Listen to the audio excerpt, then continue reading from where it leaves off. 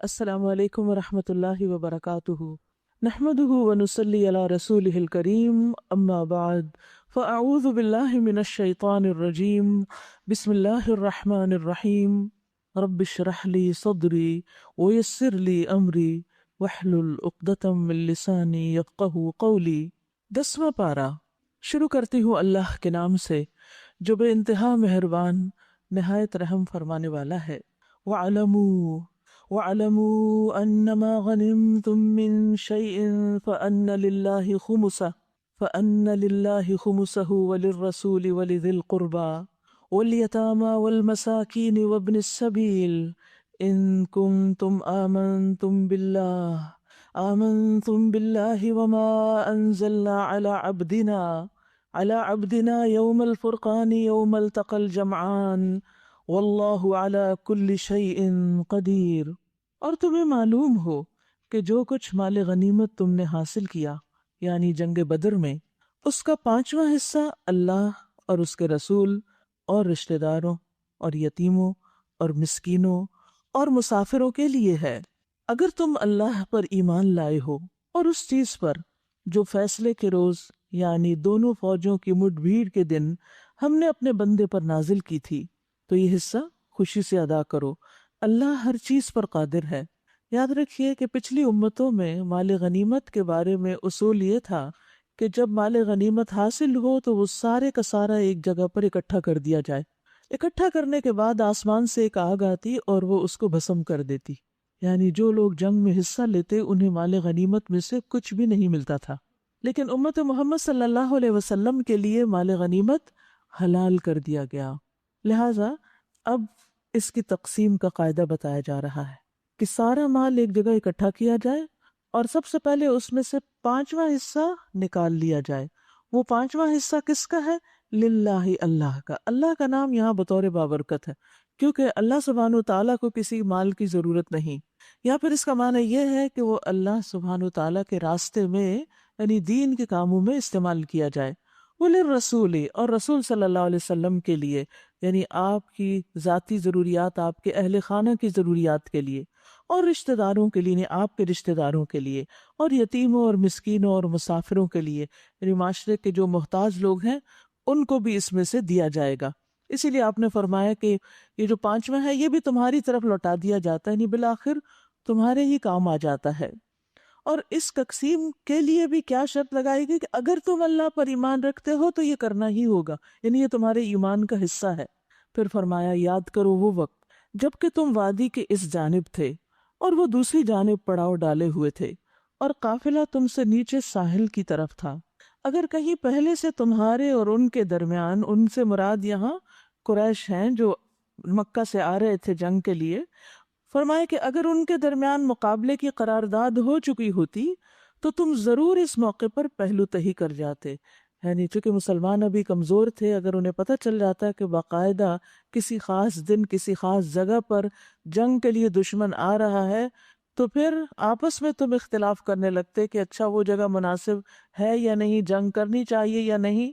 فرمایا لیکن جو کچھ پیش آیا یعنی اچانک ہی آیا، وہ اس لیے تھا کہ جس بات کا فیصلہ اللہ کر چکا تھا اسے ظہور میں لے آئے، تاکہ جسے ہلاک ہونا ہے وہ دلیل روشن کے ساتھ ہلاک ہو، اور جسے زندہ رہنا ہے وہ دلیل روشن کے ساتھ زندہ رہے۔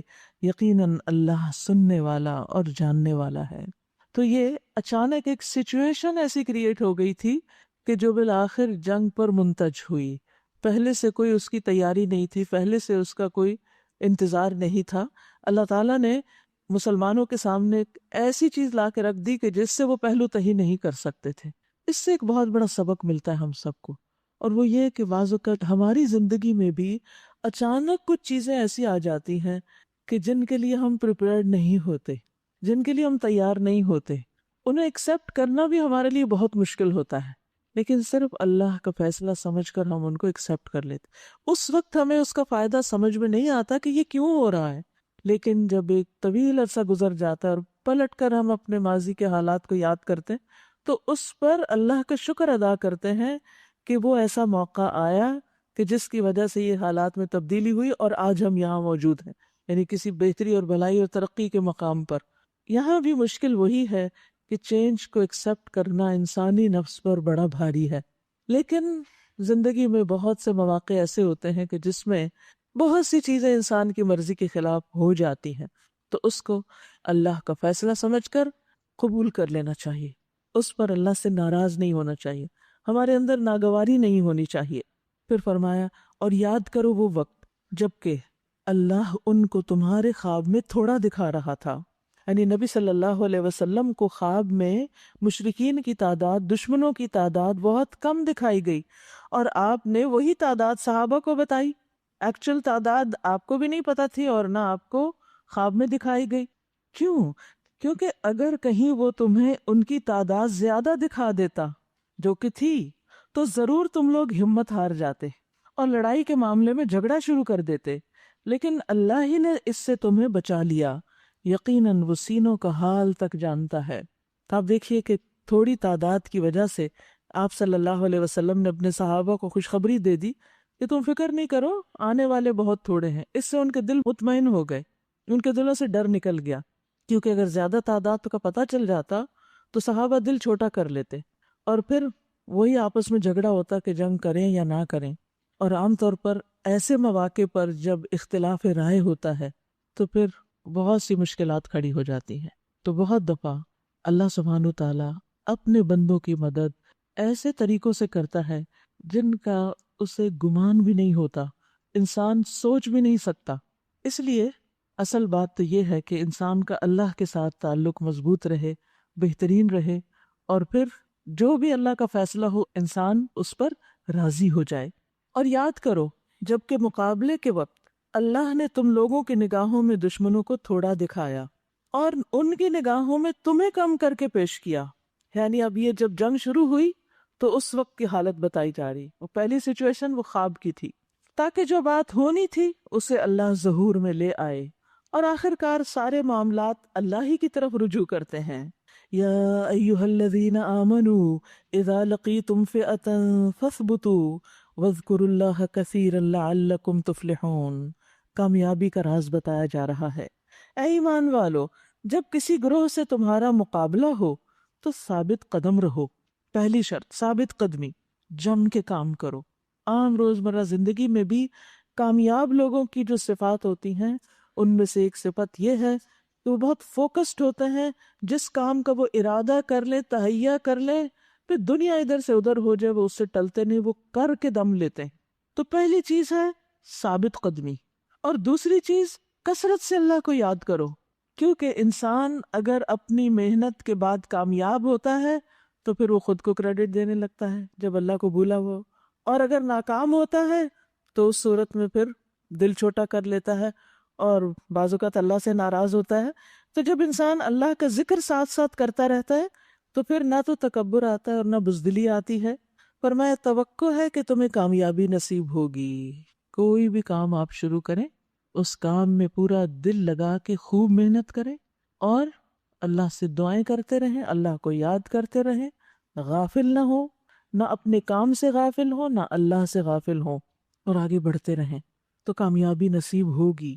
اور اللہ اور اس کے رسول کی اطاعت کرو اور آپس میں جھگڑو نہیں، یعنی ہر معاملے میں یہ دیکھو کہ اللہ کا حکم کیا، اس کے رسول کا حکم کیا ہے، اور جب مل کے کام کر رہے ہو تو ٹیم کے اندر اختلافات نہ ہو، آپس کے لڑائی جھگڑے نہ ہو، ورنہ تمہارے اندر کمزوری پیدا ہو جائے گی اور تمہاری ہوا اکھڑ جائے گی، تمہارا روب جاتا رہے گا، لوگ تمہارے بارے میں عجیب و غریب باتیں کریں گے جس کی وجہ سے تمہارے کام میں رکاوٹ آئے گی۔ صبر سے کام لو، جی ہاں، کامیابی کے لیے صبر بھی بڑا ضروری ہے۔ یقیناً اللہ صبر کرنے والوں کے ساتھ ہے۔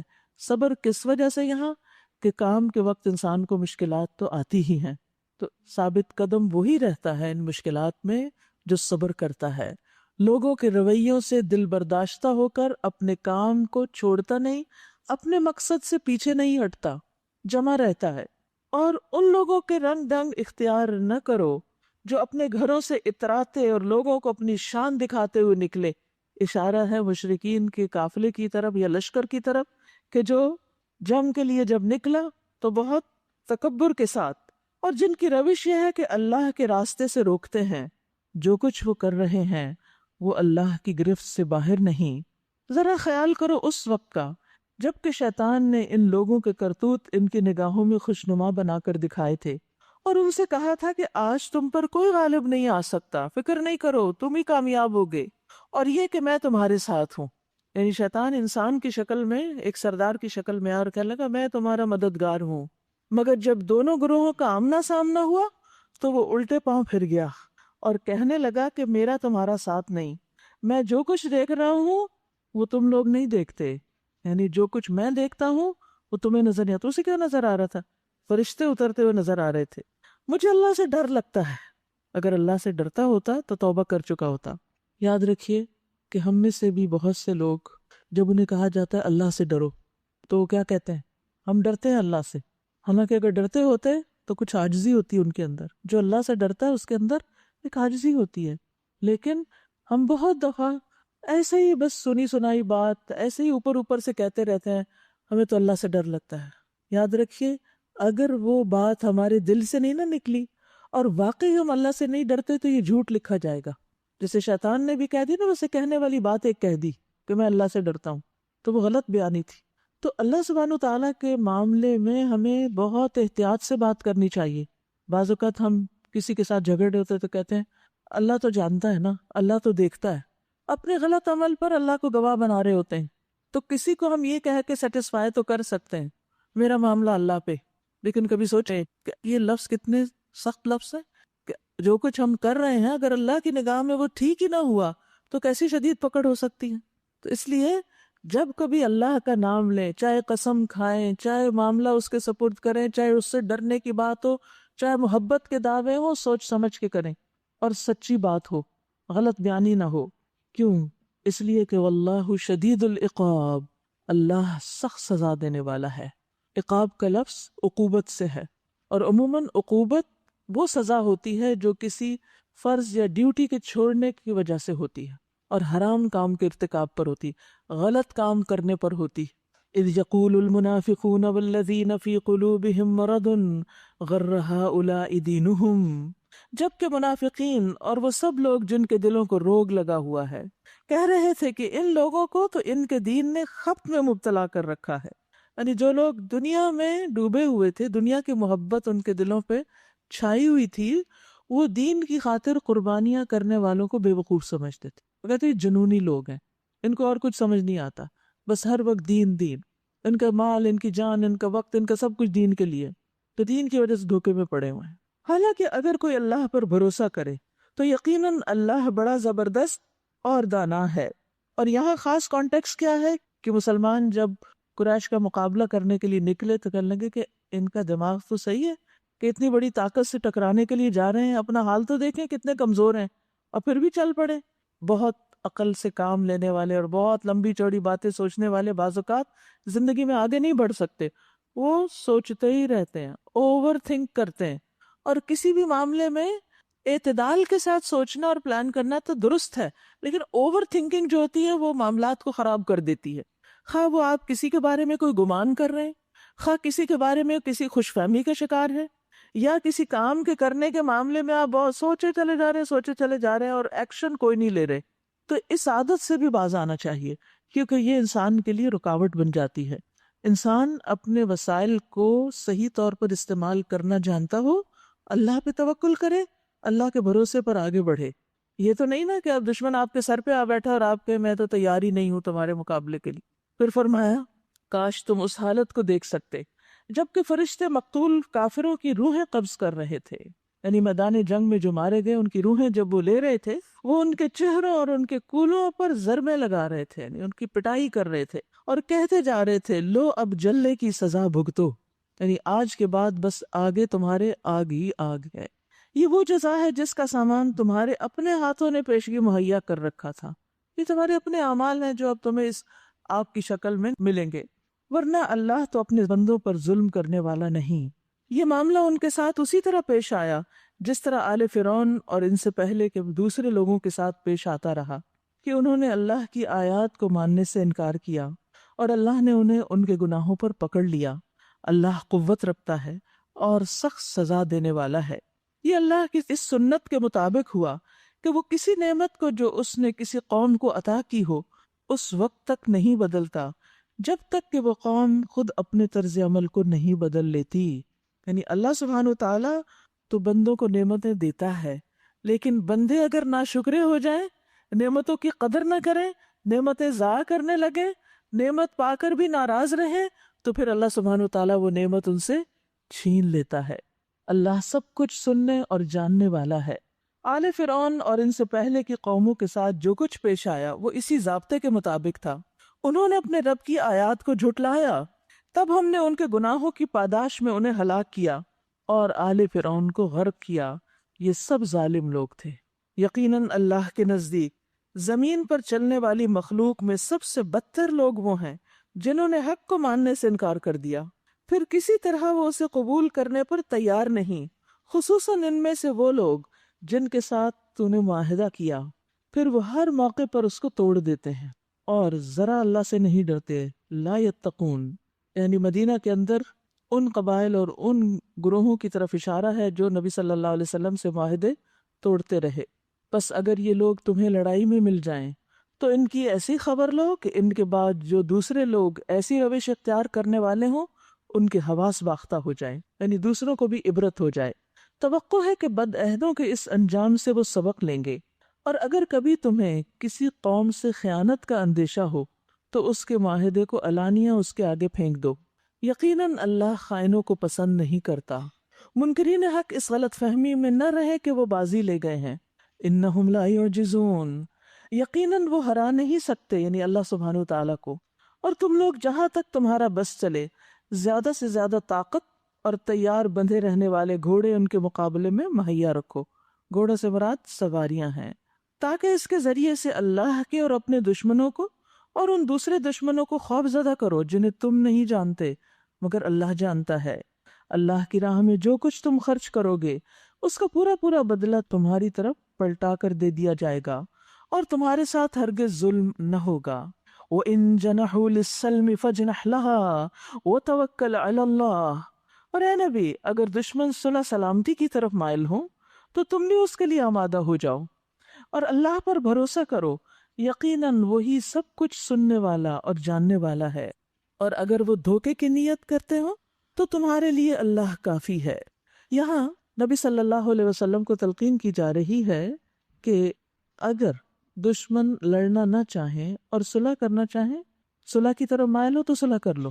اس میں بہت سے فائدے ہیں، کیونکہ سب سے پہلا فائدہ تو یہ کہ اس میں عافیت ہے. جنگ جو ہے وہ ہر حال میں نقصان دہ ہے دونوں فریقوں کے لیے. کامیاب ہونے والے فریق کے لیے بھی اس میں نقصان پوشیدہ ہوتے ہیں اور جو ناکام ہے وہ تو ہے ہی ناکام. تو صلح سے کیا ہے کہ انسان کو عافیت مل جاتی ہے، بہت سے نقصان سے انسان بچ جاتا ہے اور اس سے انسان کی اپنی قوت بھی مضبوط ہوتی ہے. اور اس سے یہ بھی پتہ چلتا ہے کہ دشمن آپ کی قوت کو تسلیم کر رہا ہے، اسی لیے وہ صلح کرنا چاہتا ہے، وہ لڑنے کے قابل نہیں ہے. پھر اسی طرح یہ ہے کہ اس صلح کے بعد جو تمہیں ایک قوت حاصل ہوگی یہ تمہیں کہیں اور کام آئے گی. یہ بعض اوقات کچھ ٹرمز اینڈ کنڈیشنز پر صلح ہوتی ہے، کچھ لے دے کے، تو اس میں جو تمہیں ملے گا اس صلح کے نتیجے میں، جیسے نبی صلی اللہ علیہ وسلم نے کچھ قبائل کے ساتھ جب صلح کی تو انہوں نے آپ کو خراج وغیرہ دیا، تو پھر یہ دوسری جگہوں پر کام آیا.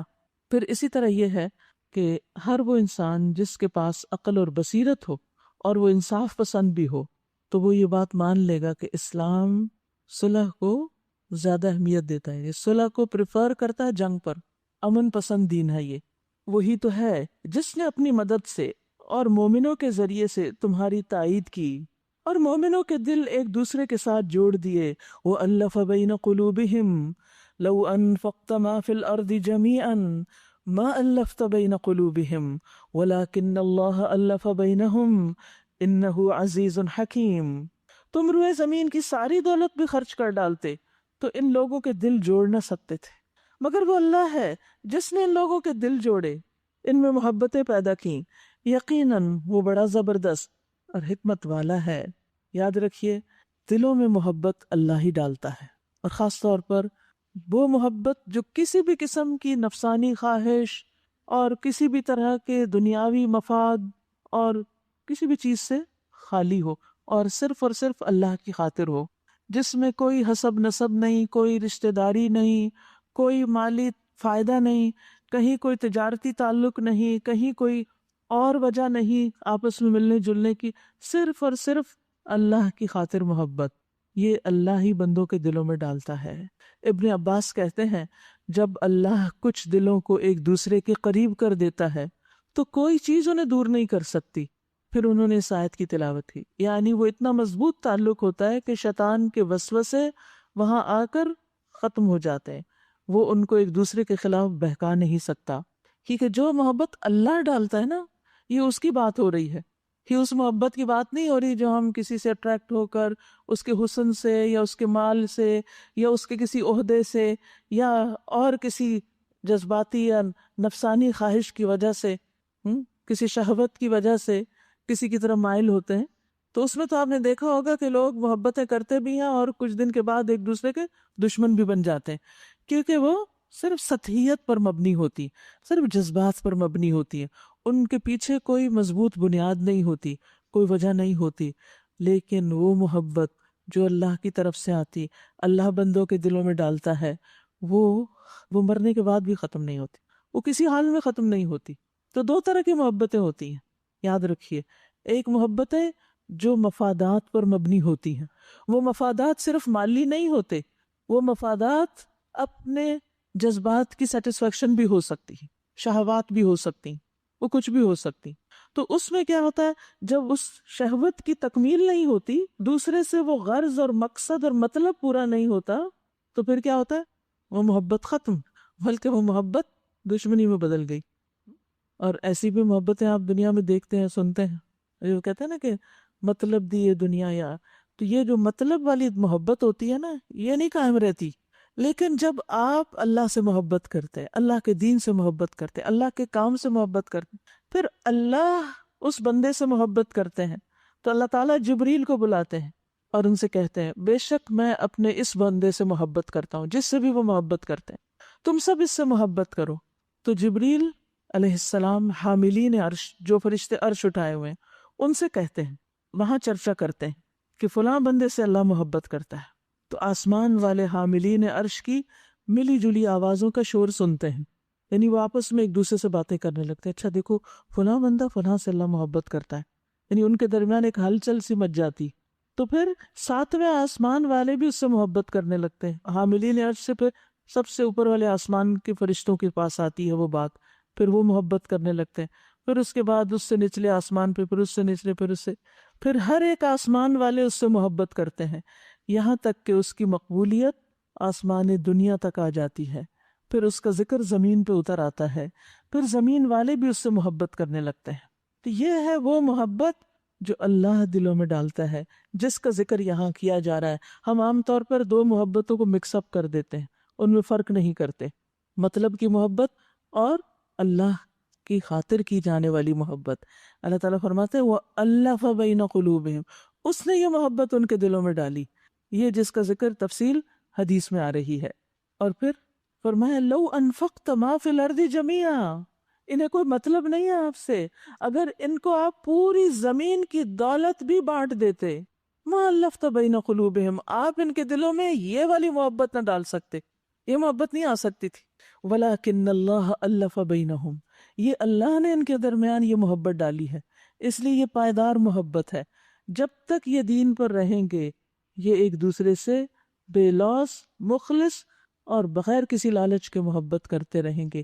یہی وہ محبت ہے جس کا اجر بہت بڑا ہے، دنیا میں بھی انسان کے لیے خوشی اور سکون کا باعث ہے، اور آخرت میں بھی انسان کے لیے بڑے درجوں کی بات ہے۔ اس میں عرش کے سائے تلے ایسے لوگ ہوں گے، انبیاء اور شہداء ان پر رشک کر رہے ہوں گے، یہ وہ لوگ ہوں گے جو صرف اللہ کی خاطر آپس میں ملے اور انہوں نے ایک دوسرے سے محبت کی، پھر وہ ایک دوسرے کے قریب رہے تو بھی محبت کرتے رہے، دور بھی چلے گئے تو بھی محبت ختم نہیں ہوئی۔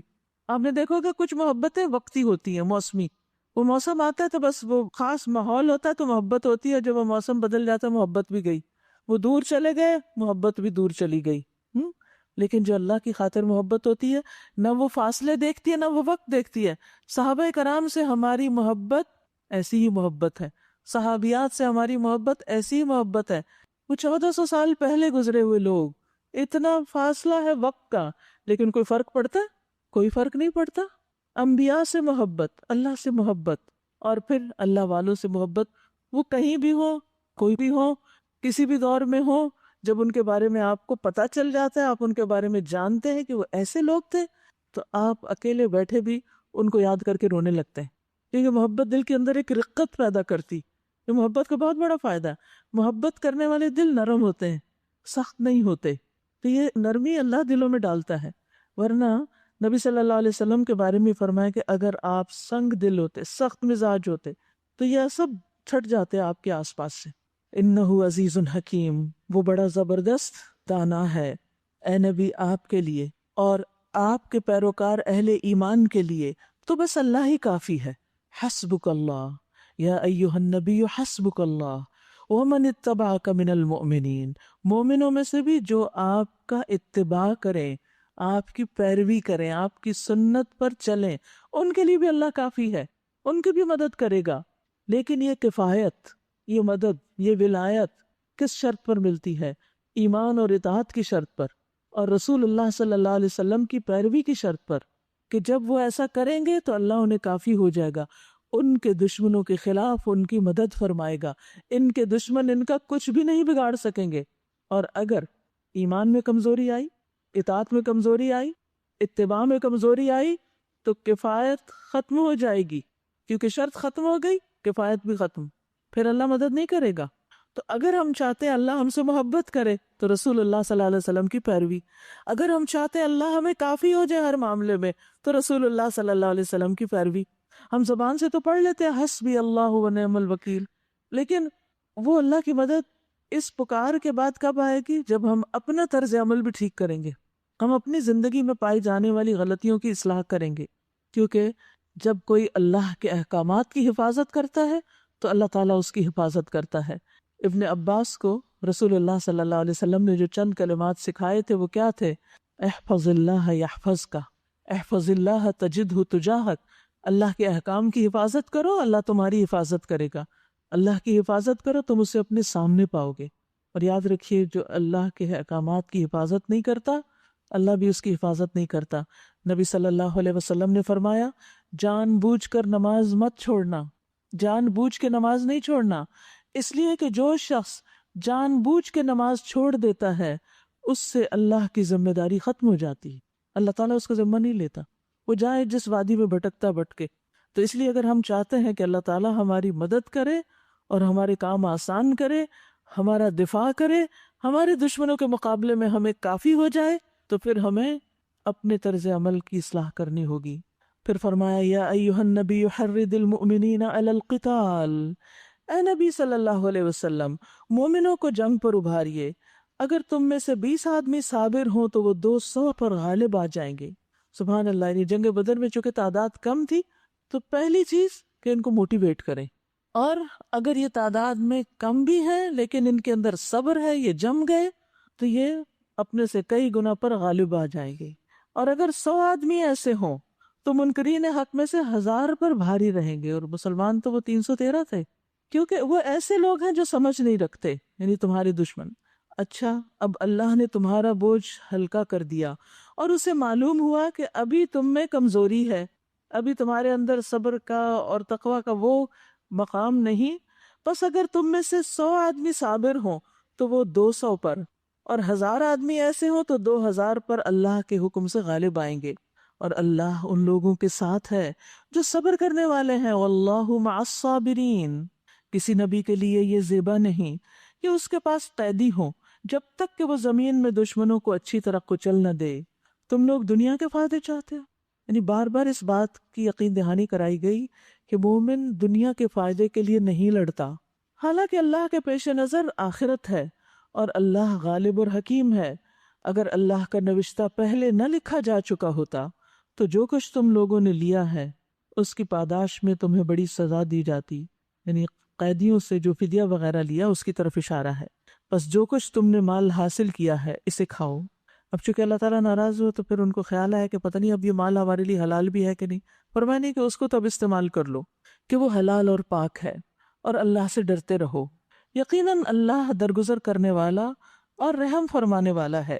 اے نبی آپ لوگوں کے قبضے میں جو قیدی ہیں ان سے کہیے اگر اللہ کو معلوم ہوا کہ تمہارے دلوں میں کچھ خیر ہے تو وہ تمہیں اس سے بڑھ چڑھ کر دے گا جو تم سے لیا گیا، اور تمہاری خطائیں معاف کر دے گا۔ اللہ درگزر کرنے والا اور رحم فرمانے والا ہے۔ لیکن اگر وہ تیرے ساتھ خیانت کا ارادہ رکھتے ہیں تو اس سے پہلے وہ اللہ کے ساتھ خیانت کر چکے ہیں، چنانچہ اسی کی سزا اللہ نے انہیں دی کہ وہ آپ کے قابو میں آ گئے۔ اللہ سب کچھ جانتا اور حکیم ہے۔ ان الذين آمنوا وهاجروا وجاهدوا بأموالهم وأنفسهم في سبيل الله والذين آووا ونصروا أولئك بعضهم أولياء بعض والذين آمنوا ولم يهاجروا ما لكم من ولايتهم من شيء حتى يهاجروا۔ جن لوگوں نے ایمان قبول کیا اور ہجرت کی اور اللہ کی راہ میں اپنی جانیں لڑائیں اور اپنے مال کھپائے، اور جن لوگوں نے ہجرت کرنے والوں کو جگہ دی اور ان کی مدد کی، وہی دراصل ایک دوسرے کے ولی ہیں، دوست ہیں، ساتھی ہیں۔ یعنی ایمانی تعلق اور یہ دوستی کا تعلق کیسا ہوتا ہے؟ جو اہل ایمان اللہ کی خاطر ایک دوسرے سے محبت کرتے ہیں، وہ صرف محبت کے گانے نہیں بیٹھ کے گاتے رہتے بلکہ وہ کچھ کام کرتے ہیں، کیونکہ یہ محبت انہیں آپس میں اکٹھا کر کے مضبوطی دیتی ہے، اور پھر وہ اس مضبوطی کے ساتھ خوشی کے ساتھ آگے بڑھتے ہیں، اللہ کے دین کا کام کرتے ہیں، کبھی مہاجر بن کے اور کبھی انصار بن کے، کبھی اپنے گھر بار قربان کر کے اور کبھی قربانی کرنے والوں کو پناہ دے کے رہے۔ وہ لوگ جو ایمان تو لے آئے مگر ہجرت کر کے یعنی مدینہ نہیں آئے، تو ان سے تمہارا ولایت کا کوئی تعلق نہیں جب تک کہ وہ ہجرت کر کے نہ آ جائیں۔ ہاں، اگر وہ دین کے معاملے میں تم سے مدد مانگے تو ان کی مدد کرنا تم پر فرض ہے، لیکن کسی ایسی قوم کے خلاف نہیں جس سے تمہارا معاہدہ ہو۔ جو کچھ تم کرتے ہو اللہ اسے دیکھتا ہے۔ جو لوگ منکر حق ہیں وہ ایک دوسرے کی حمایت کرتے ہیں۔ اگر تم یہ نہ کرو گے تو زمین میں فتنہ اور بڑا فساد برپا ہوگا۔ جو لوگ ایمان لائے اور جنہوں نے اللہ کی راہ میں گھر بار چھوڑے اور جدوجہد کی اور جنہوں نے پناہ دی اور مدد کی، وہی سچے مومن ہیں۔ تو سچا ایمان کون سا ہوتا ہے؟ جو قربانی کی سطح پر ہوتا ہے، جو صرف زبانی کلامی نہیں ہوتا، جو صرف زبان سے نہیں ہوتا بلکہ دل سے بھی اور عمل سے بھی، خواہ اس عمل میں قربانی کرنی پڑے۔ ان کے لیے خطاؤں سے درگزر ہے اور بہترین رزق ہے۔ اور جو لوگ بعد میں ایمان لائے اور ہجرت کر کے آ گئے اور تمہارے ساتھ مل کر جدوجہد کرنے لگے، وہ بھی تمہیں میں شامل ہیں، مگر اللہ کی کتاب میں خون کے رشتہ دار ایک دوسرے کے زیادہ حقدار ہیں۔ یعنی وراثت وغیرہ میں ان دینی دوستوں کو حصہ نہیں ملے گا، وہ جن کا حصہ اللہ نے رکھا ہے انہی کی طرف جائے گا۔ یقیناً اللہ ہر چیز کو جانتا ہے۔ سورۃ التوبہ، توبہ بسم اللہ کے بغیر شروع ہوتی ہے۔ حضرت علی رضی اللہ عنہ کہتے ہیں کہ بسم اللہ امان ہوتی ہے، چونکہ اس صورت میں جہاد کا حکم نازل ہوا، اسی وجہ سے اس میں امان کا ذکر نہیں کیا گیا۔ براءۃ من اللہ ورسولہ الی الذین عاہدتم من المشرکین، اعلان برات ہے اللہ اور اس کے رسول کی طرف سے ان مشرکین کو جن سے تم نے معاہدے کیے تھے۔ بس تم لوگ ملک میں 4 مہینے اور چل پھر لو، اور جان رکھو کہ تم اللہ کو عاجز کرنے والے نہیں ہو، اور یہ کہ اللہ منکرین حق کو رسوا کرنے والا ہے۔ اطلاع عام ہے اللہ اور اس کے رسول کی طرف سے حج اکبر کے دن تمام لوگوں کے لیے کہ اللہ مشرکین سے بری ذمہ ہے اور اس کا رسول بھی۔ اب اگر تم لوگ توبہ کر لو تو تمہارے ہی لیے بہتر ہے، اور جو منہ پھیرتے ہو تو خوب سمجھ لو کہ تم اللہ کو عاجز کرنے والے نہیں ہو۔ اے نبی، انکار کرنے والوں کو سخت عذاب کی خوشخبری سنا دو، سوائے ان مشرکین کے جن سے تم نے معاہدے کیے، پھر انہوں نے اپنے عہد کو پورا کرنے میں تمہارے ساتھ کوئی کمی نہیں کی اور نہ تمہارے خلاف کسی کی مدد کی۔ تو ایسے لوگوں کے ساتھ تم بھی مدت معاہدہ تک وفا کرو، کیونکہ اللہ متقیوں کو پسند کرتا ہے۔ بس جب حرام مہینے گزر جائیں تو مشرکین کو قتل کرو، جہاں پاؤ اور انہیں پکڑو اور گھیرو، اور ہر گھات میں ان کی خبر لینے کے لیے بیٹھو۔ یاد رکھیے کہ یہ آیت اپنے خاص کانٹیکسٹ میں آئی ہے۔ کچھ لوگوں نے قرآن مجید کی اس آیت کو آؤٹ آف کانٹیکسٹ کوٹ کرنا شروع کر دیا کہ دیکھیں قرآن میں لکھا ہے کہ کسی بھی مشرک کو جہاں ملے اس کو پکڑو، مارو، قتل کرو، تو اس کی اجازت نہیں ہے، یہ قرآن کا صحیح معنی نہیں ہوگا۔ پھر اگر وہ توبہ کر لیں، یعنی ایسے لوگ بھی اگر توبہ کر لیں اور نماز قائم کریں اور زکوٰۃ دیں تو انہیں چھوڑ دو۔ یاد رکھیے اللہ سبحانہ و تعالی بندوں کو خیر کی طرف بلاتا ہے۔ جس میں ان کا اپنا ہی فائدہ ہے۔ یہاں پر 3 شرائط کے ساتھ چھوڑنے کی بات کی گئی، اور وہ 3 شرائط کیا ہیں؟ نمبر 1 توبہ فَإِن تابوا، نمبر 2 وَأَقَامُوا الصَّلَاةَ، اور نمبر 3 وَآتَوُا الزَّكَاةَ فَخَلُّوا سَبِيلَهُم۔ تو اس سے پتہ چلتا ہے کہ اقامت صلاۃ کے ساتھ ساتھ زکوٰۃ کی ادائیگی بھی بہت ضروری ہے۔ نماز کے ساتھ ہی زکوٰۃ کا ذکر ہے، اور اس میں حکمت کیا ہے؟ اکثر آپ دیکھیں گے قرآن مجید میں جہاں نماز کا ذکر ہے وہاں ہی ساتھ زکوٰۃ کا ذکر بھی ہے، کیونکہ نماز اللہ کے حقوق میں سب سے بڑا حق ہے توحید کے بعد، اور زکوٰۃ بندوں کے حق میں، ضرورت مندوں کے حق میں سب سے بڑا حق ہے جو ان کی طرف جانا چاہیے۔ وہ ہمارے مال میں ان کی امانت ہے۔ پھر اسی طرح یہ ہے کہ نماز کے بعد زکوٰۃ کا درجہ ہے۔ ابن مسعود کے پاس ایک لڑکا بیٹھا قرآن پڑھ رہا تھا، اور ان کے پاس ان کے ساتھی بھی بیٹھے تھے۔ تو ایک شخص آیا جس کو حضرمہ کہا جاتا تھا۔ اس نے کہا، اے ابو عبد الرحمن، اسلام کے کون سے درجات افضل ہیں؟ انہوں نے کہا نماز۔ پوچھا پھر کون سا؟ فرمایا زکوٰۃ۔ یعنی نماز کے بعد اہم ترین فریضہ کیا ہے؟ زکوٰۃ ہے، اور پھر اسی کے ساتھ امان بھی ہے، جیسے کہ اس آیت میں آتا ہے۔ یاد رکھیے کہ نماز اور زکوٰۃ سے اللہ کی رحمت ملتی ہے انسان کو۔ یہ 2 کام ایسے ہیں جو اللہ کی رحمت کو دعوت دیتے ہیں۔ سورۃ النور میں اللہ تعالیٰ فرماتے ہیں، اور نماز قائم کرو، وَأَقِیمُوا الصَّلَاةَ وَآتُوا الزَّکَاةَ، اور زکوٰۃ ادا کرو، وَأَطِیعُوا الرَّسُولَ، اور رسول صلی اللہ علیہ وسلم کا کہنا مانو، لَعَلَّکُمْ تُرْحَمُونَ، تاکہ تم رحم کیے جاؤ، تم پہ رحمت آئے۔ زکوٰۃ کی ادائیگی کرنے والوں کو صدیقین اور شہداء کا ساتھ ملے گا۔ عمر بن مرہ جوہنی سے مروی ہے کہ قبیلہ بنو قزاع میں سے ایک شخص رسول اللہ صلی اللہ علیہ وسلم کی خدمت میں حاضر ہوا اور عرض کیا، میں گواہی دیتا ہوں کہ اللہ کے سوا کوئی معبود نہیں، اور آپ اللہ کے رسول ہیں، اور میں 5 نمازیں پڑھتا ہوں، رمضان کے روزے رکھتا ہوں، قیام بھی کرتا ہوں، کیونکہ کچھ لوگ پوچھتے ہیں اچھا قیام ضروری ہے، تراویح ضروری ہے، اور زکوٰۃ بھی دیتا ہوں۔ رسول اللہ صلی اللہ علیہ وسلم نے فرمایا، جو شخص ان اعمال پر فوت ہوا وہ صدیقین اور شہداء میں سے، یعنی اس کو ان کا ساتھ ملے گا۔ تو یہ بنیادی فرائض ہیں جن کو ادا کیے بغیر انسان کا اسلام بھی مشکوک ہو جاتا ہے۔ اس کے ساتھ ساتھ زکوٰۃ کے کچھ دنیاوی فائدے بھی ہیں اور آخرت کے فائدے بھی ہیں۔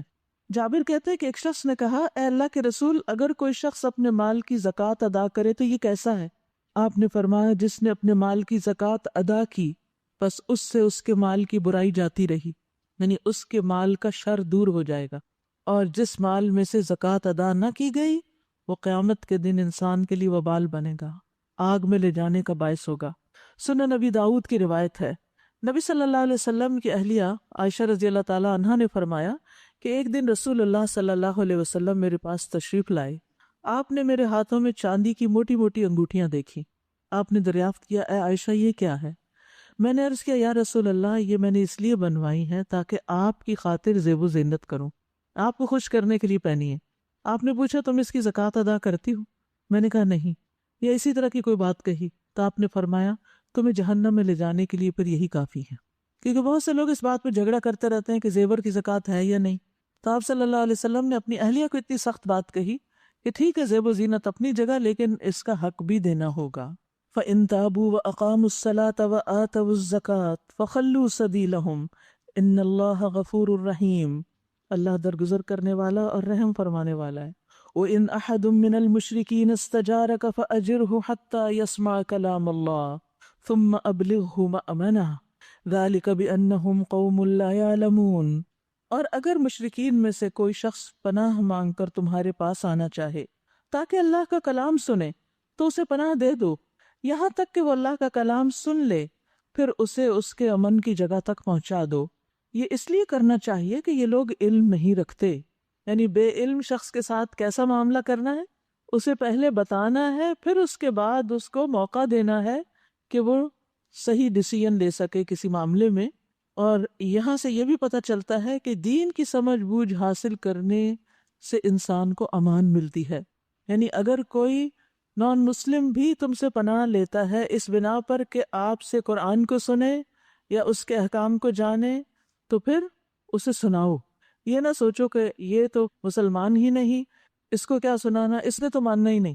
یعنی کچھ لوگوں کے بارے میں ہم پہلے سے ایزیوم کر لیتے ہیں یہ تو نہیں مانیں گے، آپ کو کیا پتا، آپ اپنا فریضہ ادا کریں اور پھر وہ جانے اور ان کا کام جانے۔ اللہ کو سب پتا ہے کہ کون ماننے والا ہے اور کون نہیں. ہم کسی کے دلوں کا حال نہیں جانتے. ان مشرکین کے لیے اللہ اور اس کے رسول کے نزدیک کوئی عہد آخر کیسے ہو سکتا ہے سوائے ان لوگوں کے جن سے تم نے مسجد حرام کے پاس معاہدہ کیا تھا. جب تک وہ تمہارے ساتھ سیدھے رہیں تم بھی ان کے ساتھ سیدھے رہو کیونکہ اللہ متقیوں کو پسند کرتا ہے.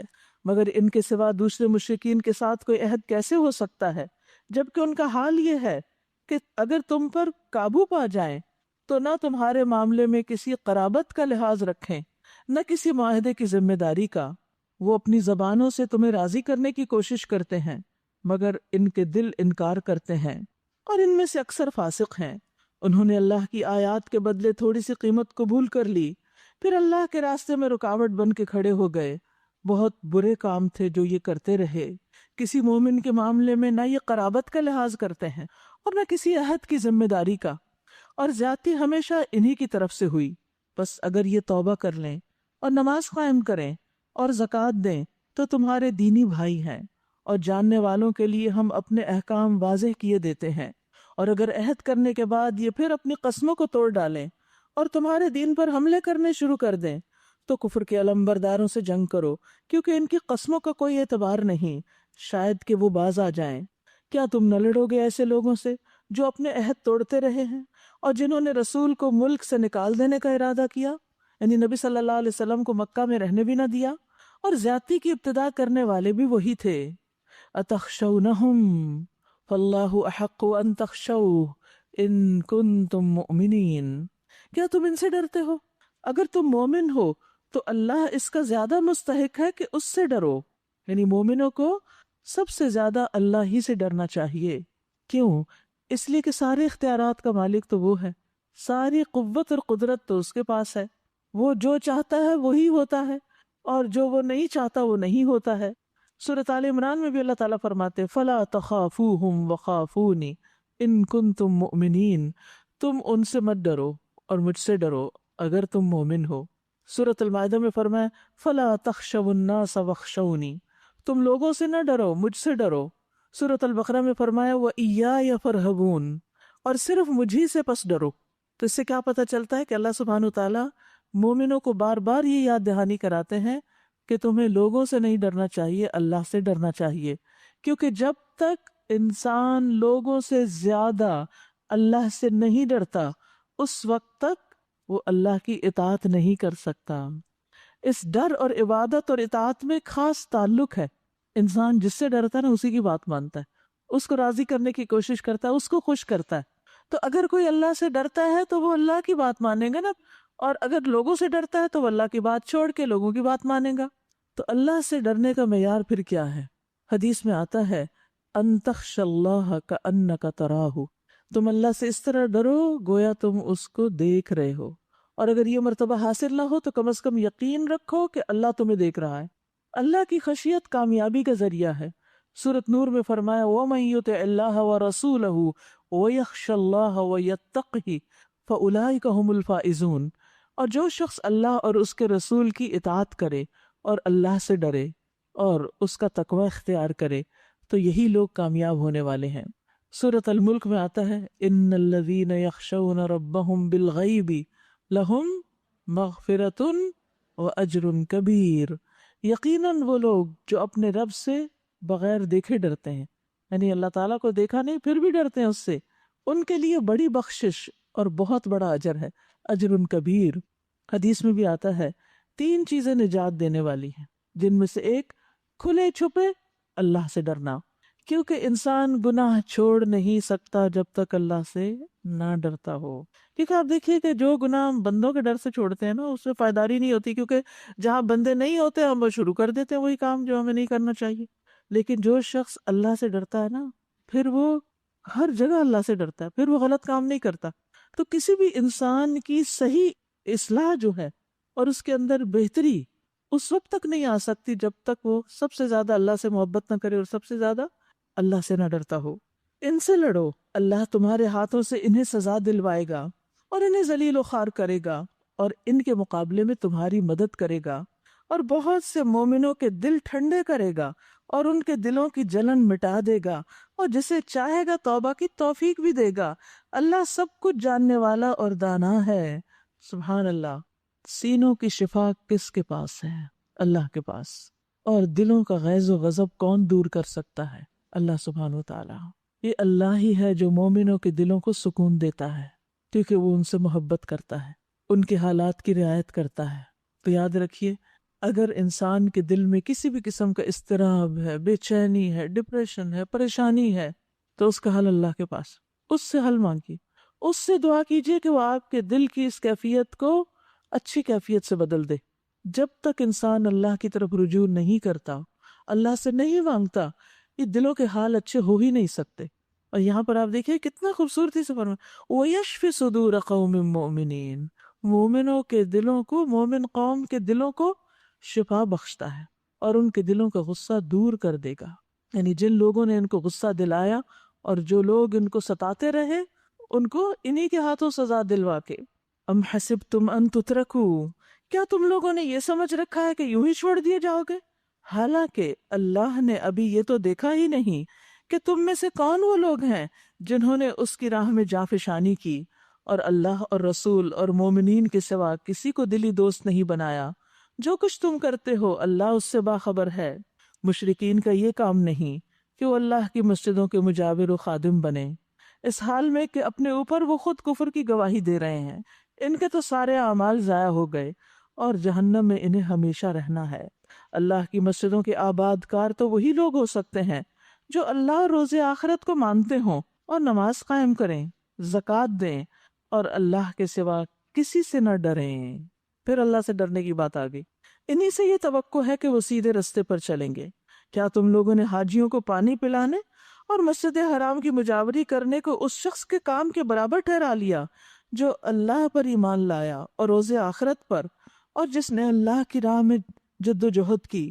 اللہ کے نزدیک یہ دونوں برابر نہیں، اور اللہ ظالموں کی رہنمائی نہیں کرتا۔ دو طرح کے نیک کام بتائے گئے ہیں، اچھے اچھے کام، اور پھر ان میں سے بہتر کام بتایا گیا۔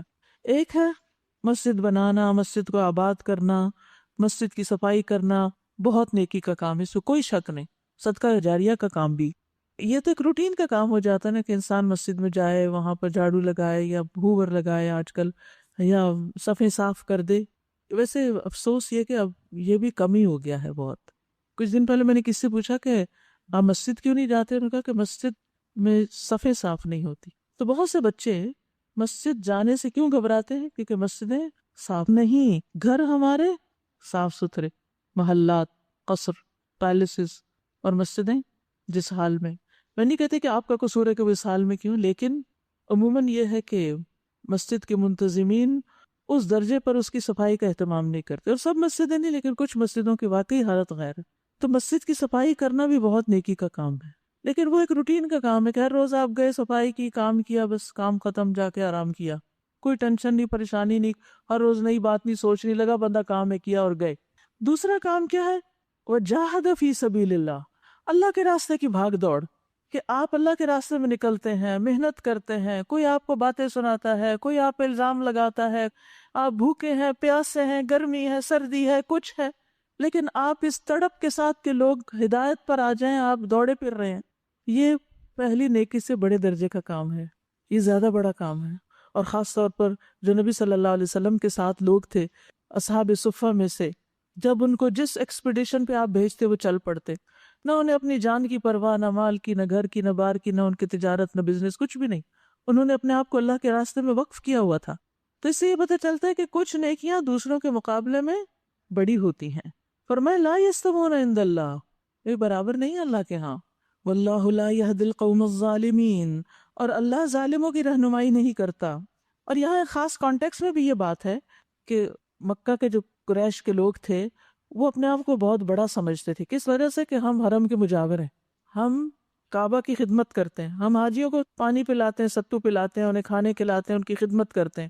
تو اللہ سبحانہ وتعالیٰ فرماتے ہیں تمہاری یہ نیکی جب تک تم ایمان نہیں لاتے قبول نہیں۔ اور تمہارے مقابلے میں دیکھو کون لوگ ہیں، وہ صحابہ جو ایمان لائے اور پھر اس کے بعد انہیں گھروں سے نکالا گیا اور ابھی تک وہ قربانیاں دیتے چلے جا رہے ہیں۔ تم اور وہ برابر کیسے ہو سکتے ہیں؟ ایمان والے اور ایمان نہ لانے والے ایک نہیں، اور پھر صرف یہ کام کرنے والے اور دوسری بھاگ دوڑ کرنے والے بھی برابر نہیں۔ یاد رکھیے، جو جس کام میں جتنی زیادہ محنت کرتا ہے اس کا اجر اسی کے مطابق بڑا ہوتا ہے، کیونکہ اللہ کے ہاں کوششیں دیکھی جاتی ہیں۔ الذین آمنوا وہاجروا، اللہ کے نزدیک ان کا درجہ بڑا ہے جو ایمان لائے اور جنہوں نے اس کی راہ میں گھر بار چھوڑے اور جان و مال سے جہاد کیا، وہی کامیاب ہیں۔ ان کا رب انہیں اپنی رحمت اور خوشنودی اور ایسی جنتوں کی بشارت دیتا ہے جہاں ان کے لیے پائیدار عیش کے سامان ہیں، ان میں وہ ہمیشہ رہیں گے۔ یقیناً اللہ کے پاس خدمات کا صلہ دینے کو بہت کچھ ہے۔ پھر فرمایا، یا ایہا الذین آمنوا لا تتخذوا آباءکم و اخوانکم اولیاء، اے لوگوں جو ایمان لائے ہو، اپنے باپوں اور اپنے بھائیوں کو بھی اپنا دوست نہ بناؤ اگر وہ ایمان پر کفر کو ترجیح دیں۔ تم میں سے جو ان کو رفیق بنائیں گے وہی ظالم ہوں گے۔ اے نبی کہہ دیجئے کہ اگر تمہارے باپ اور تمہارے بیٹے اور تمہارے بھائی اور تمہاری بیویاں اور تمہارے عزیز و اقارب اور تمہارے وہ مال جو تم نے کمائے ہیں اور تمہارے وہ کاروبار جن کے ماند پڑ جانے کا تمہیں خوف ہے اور تمہارے وہ گھر جو تمہیں پسند ہیں، تمہیں اللہ اور اس کے رسول اور اس کی راہ میں جہاد سے عزیز تر ہیں، تو انتظار کرو یہاں تک کہ اللہ اپنا فیصلہ تمہارے سامنے لے آئے، اور اللہ فاسق لوگوں کو ہدایت نہیں دیتا۔ اس آیت میں ہم سب کے لیے ایک بہت بڑا سبق ہے، اور وہ سبق کیا ہے کہ اللہ اور اس کے رسول کی محبت اور اللہ کے راستے میں جد و جہد ہمیں ہر کام سے زیادہ عزیز ہونی چاہیے۔ اس کے برعکس ہمارے دلوں میں جن چیزوں کی محبتیں بستی ہیں ان کی بھی کچھ تفصیل بتا دی گئی کہ اب تم خود اپنا جائزہ لو کہ کہاں کھڑے ہو۔ ایک وہ چیز ہے جس کی طرف ہمارے نفس مائل ہوتے ہیں، راغب ہوتے ہیں۔ اب آپ دیکھیے، باپ کی محبت، بیٹے کی محبت، بھائی کی محبت، بیوی کی محبت، کنبے قبیلے خاندان کی محبت، اپنے کمائے ہوئے مال بینک بیلنس کی محبت، بزنس سے محبت، اور پھر گھروں سے محبت، یہ ساری چیزیں، ان میں سے ہم کس کا انکار کرتے ہیں؟ تھوڑی یا زیادہ ان میں سے ہر چیز سے۔ اور یہ عمومی بات ہے، ایکسیپشنل کیسز ہوتے ہیں، وہ ایسے لوگ بھی ہوتے ہیں جنہیں کسی کی بھی پرواہ نہیں ہوتی، وہ کسی سے بھی نہیں محبت، وہ انتہائی سخت دل، سنگ دل لوگ ہوتے ہیں۔ لیکن ایک نارمل نیچرل ایک عام انسان جو ہوتا ہے، اس کے دل میں ان رشتوں کی محبت، ان چیزوں کی محبت ہوتی ہے۔ کیا اس سے منع کیا جا رہا ہے کہ یہ محبت نہ کرو، نکال دو؟ یہ نہیں کہا جا رہا۔ ہمارا دین دین فطرت ہے، ان چیزوں کی محبت ہے، ہاں یہ بھی اللہ نے رکھی ہے۔ زُيِّنَ لِلنَّاسِ حُبُّ الشَّهَوَاتِ مِنَ النِّسَاءِ وَالْبَنِينَ وَالْقَنَاطِيرِ الْمُقَنطَرَةِ، یہ تو اللہ نے دلوں میں ان چیزوں کی محبت ڈالی ہے نا، تو ہوگی، ٹھیک ہے، لیکن اس محبت کو اپنی جگہ پہ رکھو، ایک لمٹ میں رکھو، اور اس سے بڑھ کر اللہ اور اس کے رسول اور اس کے راستے کی جد و جہد سے محبت کرو۔ اپنے نفس کی پسند کے کام کو اللہ اور اس کے رسول کی پسند کے کام پر ترجیح نہ دو۔ یہ کیسے پتہ چلے گا کہ کون زیادہ پیارا ہے؟ اس کی علامت یہ ہے کہ اگر ہمارے سامنے دو چیزیں آ جائیں، ان میں سے ایک اللہ اور اس کا رسول اور اس کے دین کا کام، اور دوسری طرف یہ ساری لسٹ، تو پھر ہم کس کو اختیار کرتے ہیں؟ پھر کس کی طرف جھکتے ہیں؟ پھر کس کی فکر زیادہ کرتے ہیں؟ آج بھی آپ دیکھیں، ہمارے مال، ہمارے اوقات، ہماری قوتیں، ہماری کوششیں، ہماری طاقتیں، ان کا ایک بڑا حصہ کہاں لگ رہا ہے؟ اللہ کی عبادت میں، رسول صلی اللہ علیہ وسلم کے مشن کو آگے بڑھانے کے لیے، اس کے دین کی خاطر۔ اس میں کتنا خرچ کرتے ہیں اور ان چیزوں کے لیے کتنا وقت لگاتے ہیں اور ان کو کتنی زیادہ امپورٹنس دیتے ہیں۔ کیوں؟ اس لیے کہ ہمیں ان سے انسٹنٹ فائدے، گریٹیفیکیشن ہمیں ملتی، ہم ان کے ساتھ اچھا کرتے ہیں، وہ بھی ہم سے پیار کرتے ہیں، ہم اپنے بہن بھائیوں سے محبت کرتے ہیں، گھر سے، ہسبینڈ وائف کی محبت، کنبہ قبیلہ، میل ملاقات، دعوتیں، پارٹیاں، اور پھر بزنس، گھر، یہ ساری چیزیں ہمیں دنیا میں مزہ دیتی ہیں۔ ان چیزوں میں جب ہم گم ہوتے ہیں اور اذان کی آواز آ جاتی ہے، اللہ کی طرف سے پکار آ جاتی ہے، آؤ اب میری عبادت کے لیے اٹھو، تو ہم کیا کرتے ہیں؟ رسول اللہ صلی اللہ علیہ وسلم جب اپنے گھر میں ہوتے تھے تو کیا کرتے تھے؟ صحابہ کرام کو جب جہاد کے لیے پکار آتی تھی تو کیا کرتے تھے؟ ایک صحابی شہید ہو گئے ایک جنگ میں، تو آپ نے فرمایا کہ ان کو غسل دو، ورنہ شہید کو تو غسل نہیں دیا جاتا۔ اور پھر ایک صحابی تھے جن کو آپ نے فرمایا کہ ملائکہ غسل دے رہے ہیں کیونکہ جنابت کی حالت میں تھے، انہوں نے اتنی دیر نہیں لگائی، نئی نئی شادی ہوئی تھی، وہ اسی وقت نکل آئے اور وہ جنابت کی حالت میں تھے کیونکہ پکار آ گئی ہے، اب بیٹھ نہیں سکتے۔ ہم اللہ کی پکار سن کے اس کے بعد کتنی دیر لگاتے ہیں اللہ کی طرف جانے میں. پھر اسی طرح اللہ کے رسول صلی اللہ علیہ وسلم کی کوئی سنت ہوتی ہے یا پھر کوئی دین کا کام ہوتا ہے تو ہمارا رویہ کیا ہوتا ہے. پھر اسی طرح یہ ہے کہ جب دین کا بھی ہم کام کریں تو اس میں بھی ہم صرف اپنے نفس کی چاہت کے پہلو کو نہ رکھیں. بعض اوقات ہم آپشن دینے لگتے ہیں، میں یہ تو کروں گی، یہ نہیں کروں گی، یہ کام ہے تو ٹھیک ہے، اور اگر یہ ہے تو یہ آپ کسی اور کو دے دیں. نہیں، اگر ہم میں صلاحیت ہے اور ہم کر سکتے ہیں تو ہمیں آگے بڑھنا چاہیے، چاہے وہ مشکل ہی کیوں نہ ہو. تو یاد رکھیے کہ جب انسان اپنی پسند کے مطابق چلنے لگتا ہے اور صرف اپنی چوائسیز کو دیکھنے لگتا ہے اور وقت کی ضرورت کچھ اور ہوتی ہے تو پھر ایسے موقع پر انسان بڑی خیر سے محروم ہو جاتا ہے. سبق ہمارے لیے یہ ہے کہ زندگی کے ہر معاملے میں اللہ اور اس کے رسول کو مقدم رکھنا، آگے رکھنا ہے. وہ کیا چاہتے ہیں؟ یہی محبت کا تقاضا ہے نا. آپ کہیں محبت مجھے آپ سے ہے لیکن کروں گا میں وہ جو میرے نفس کی خواہش ہے، یہ تو کنٹرڈکشن ہے، آپ کے قول اور فعل میں تضاد ہے. تو محبت کرنے والا کون ہے؟ جو اللہ اور اس کے رسول کی اطاعت کو مقدم رکھے. مقدم کا کیا معنی ہے؟ یعنی آگے رکھے، پرائرٹی دے. اللہ اور اس کے رسول کی بات کو دوسروں کی بات سے آگے رکھے. باپ، بھائی، رشتہ دار، خاندان، قبیلہ، سوشل سرکل، سب سے زیادہ اللہ کی بات کو امپورٹنس دے. پھر اسی طرح ان سے نہ ڈرے، اللہ سے ڈرے. ان سے بہت امیدیں نہ ہوں، ساری امیدیں اللہ سے ہوں. ان پر بھروسہ نہ ہو، اللہ پر بھروسہ ہو. تو جو لوگ زبان سے بھی کہیں کہ ہم ربی کو سب کچھ سمجھتے ہیں اور پھر عمل بھی کر کے دکھائیں تو ایسے ہی لوگ دراصل کامیاب ہونے والے ہیں. رفاع جوہنی سے مروی ہے کہ ایک مرتبہ ہم لوگ رسول اللہ صلی اللہ علیہ وسلم کے ساتھ مکہ سے واپس آ رہے تھے تو مقام قدید یا قدید وہاں پہنچ کر کچھ لوگ اپنے گھر والوں کے پاس جانے کی اجازت مانگنے لگے. یعنی مکہ سے آ رہے تھے لوگ تو ایک جگہ پر رکے تو لوگوں نے کہا اچھا ہم گھر چلے جائیں. تو رسول اللہ صلی اللہ علیہ وسلم نے انہیں اجازت دے دی، اجازت تو دے دی، چھٹی تو دے دی. پھر کھڑے ہو کر اللہ کی حمد و ثنا بیان کی اور فرمایا لوگوں کو کیا ہو گیا ہے کہ انہیں درخت کے اس حصے سے جو اللہ کے رسول کے قریب ہے دوسرے حصے کی نسبت زیادہ نفرت ہے. یعنی اس حصے کو یہ پسند نہیں کر رہے جو اللہ کے رسول کی طرف ہے، اس کو پسند کر رہے ہیں جو دوسری طرف. یعنی آپ نے اشارے میں بات کی کہ جو کام اللہ کے رسول دے رہے ہیں وہ پسند نہیں اور اس کی طرف شوق زیادہ ہے جو ان کے دلوں میں ہے. اس زیادہ آپ نے بات نہیں کی. صحابی کہتے ہیں کہ اس وقت ہم نے سب لوگوں کو روتے ہوئے دیکھا کہ یہ ہم سے کیا غلطی ہوئی. پھر ایک شخص، اور وہ ابو بکر تھے، وہ کہنے لگے کہ اب کے بعد جو شخص آپ سے جانے کی اجازت مانگے گا وہ بے وقوف ہی ہوگا جو اب یہ اجازت مانگے گا کہ مجھے یہاں سے گھر جانے دیا جائے.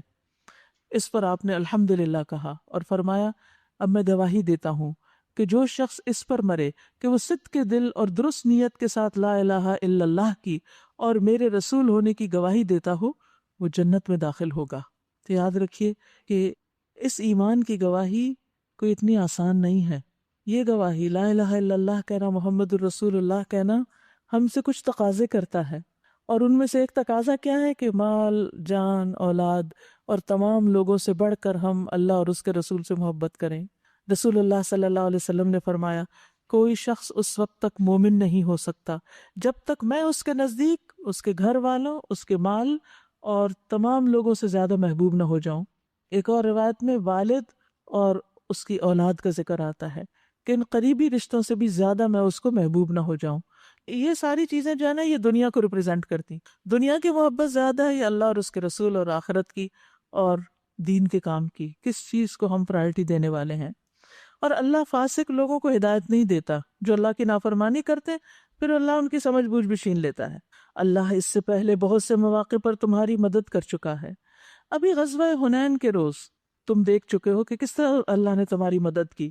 اس روز تمہیں اپنی کثرت تعداد کا بڑا مان تھا مگر وہ تمہارے کچھ کام نہ آئی، اور زمین اپنی وسعت کے باوجود تم پر تنگ ہو گئی اور تم پیٹ پھیر کر بھاگ نکلے.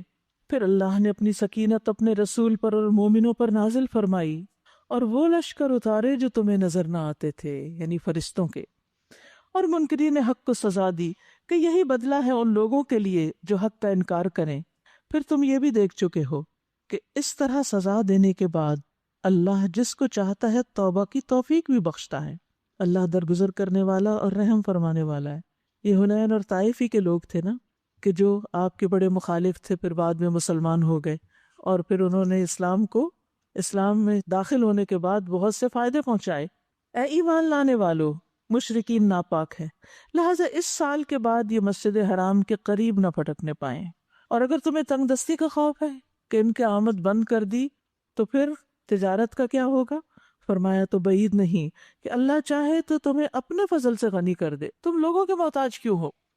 اللہ علیم و حکیم ہے۔ جنگ کرو اہل کتاب میں سے ان لوگوں کے خلاف جو اللہ اور روز آخر پر ایمان نہیں لاتے، اور جو کچھ اللہ اور اس کے رسول نے حرام قرار دیا اسے حرام قرار نہیں دیتے، اور دین حق کو اپنا دین نہیں بناتے۔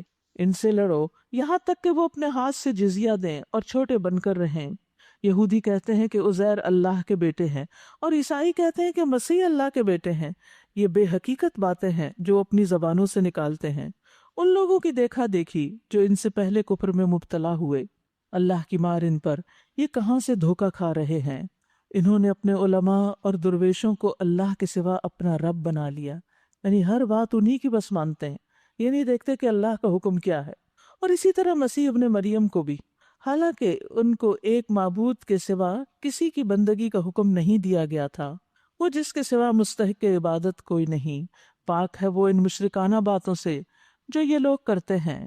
یہ لوگ چاہتے ہیں کہ اللہ کی روشنی کو اپنی پھوکوں سے بجھا دیں، یعنی باتوں سے، اعتراضات اور پروپیگنڈے کے ساتھ حق کو چھپا دیں، مگر اللہ اپنی روشنی کو مکمل کیے بغیر ماننے والا نہیں، خواہ کافروں کو یہ کتنا ہی ناگوار ہو۔ وہ اللہ ہی ہے جس نے اپنے رسول کو ہدایت اور دین حق کے ساتھ بھیجا ہے تاکہ اسے پوری جن سے دین پر غالب کر دے، خواہ مشرکوں کو یہ کتنا ہی ناگوار ہو۔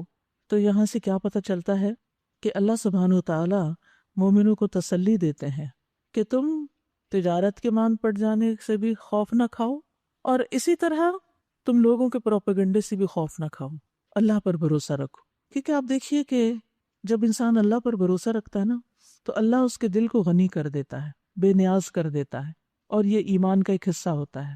اور پھر مالی طور پر بھی غنی کرتا ہے، یعنی خفتم عیلتن، پیچھے جو گزر چکا۔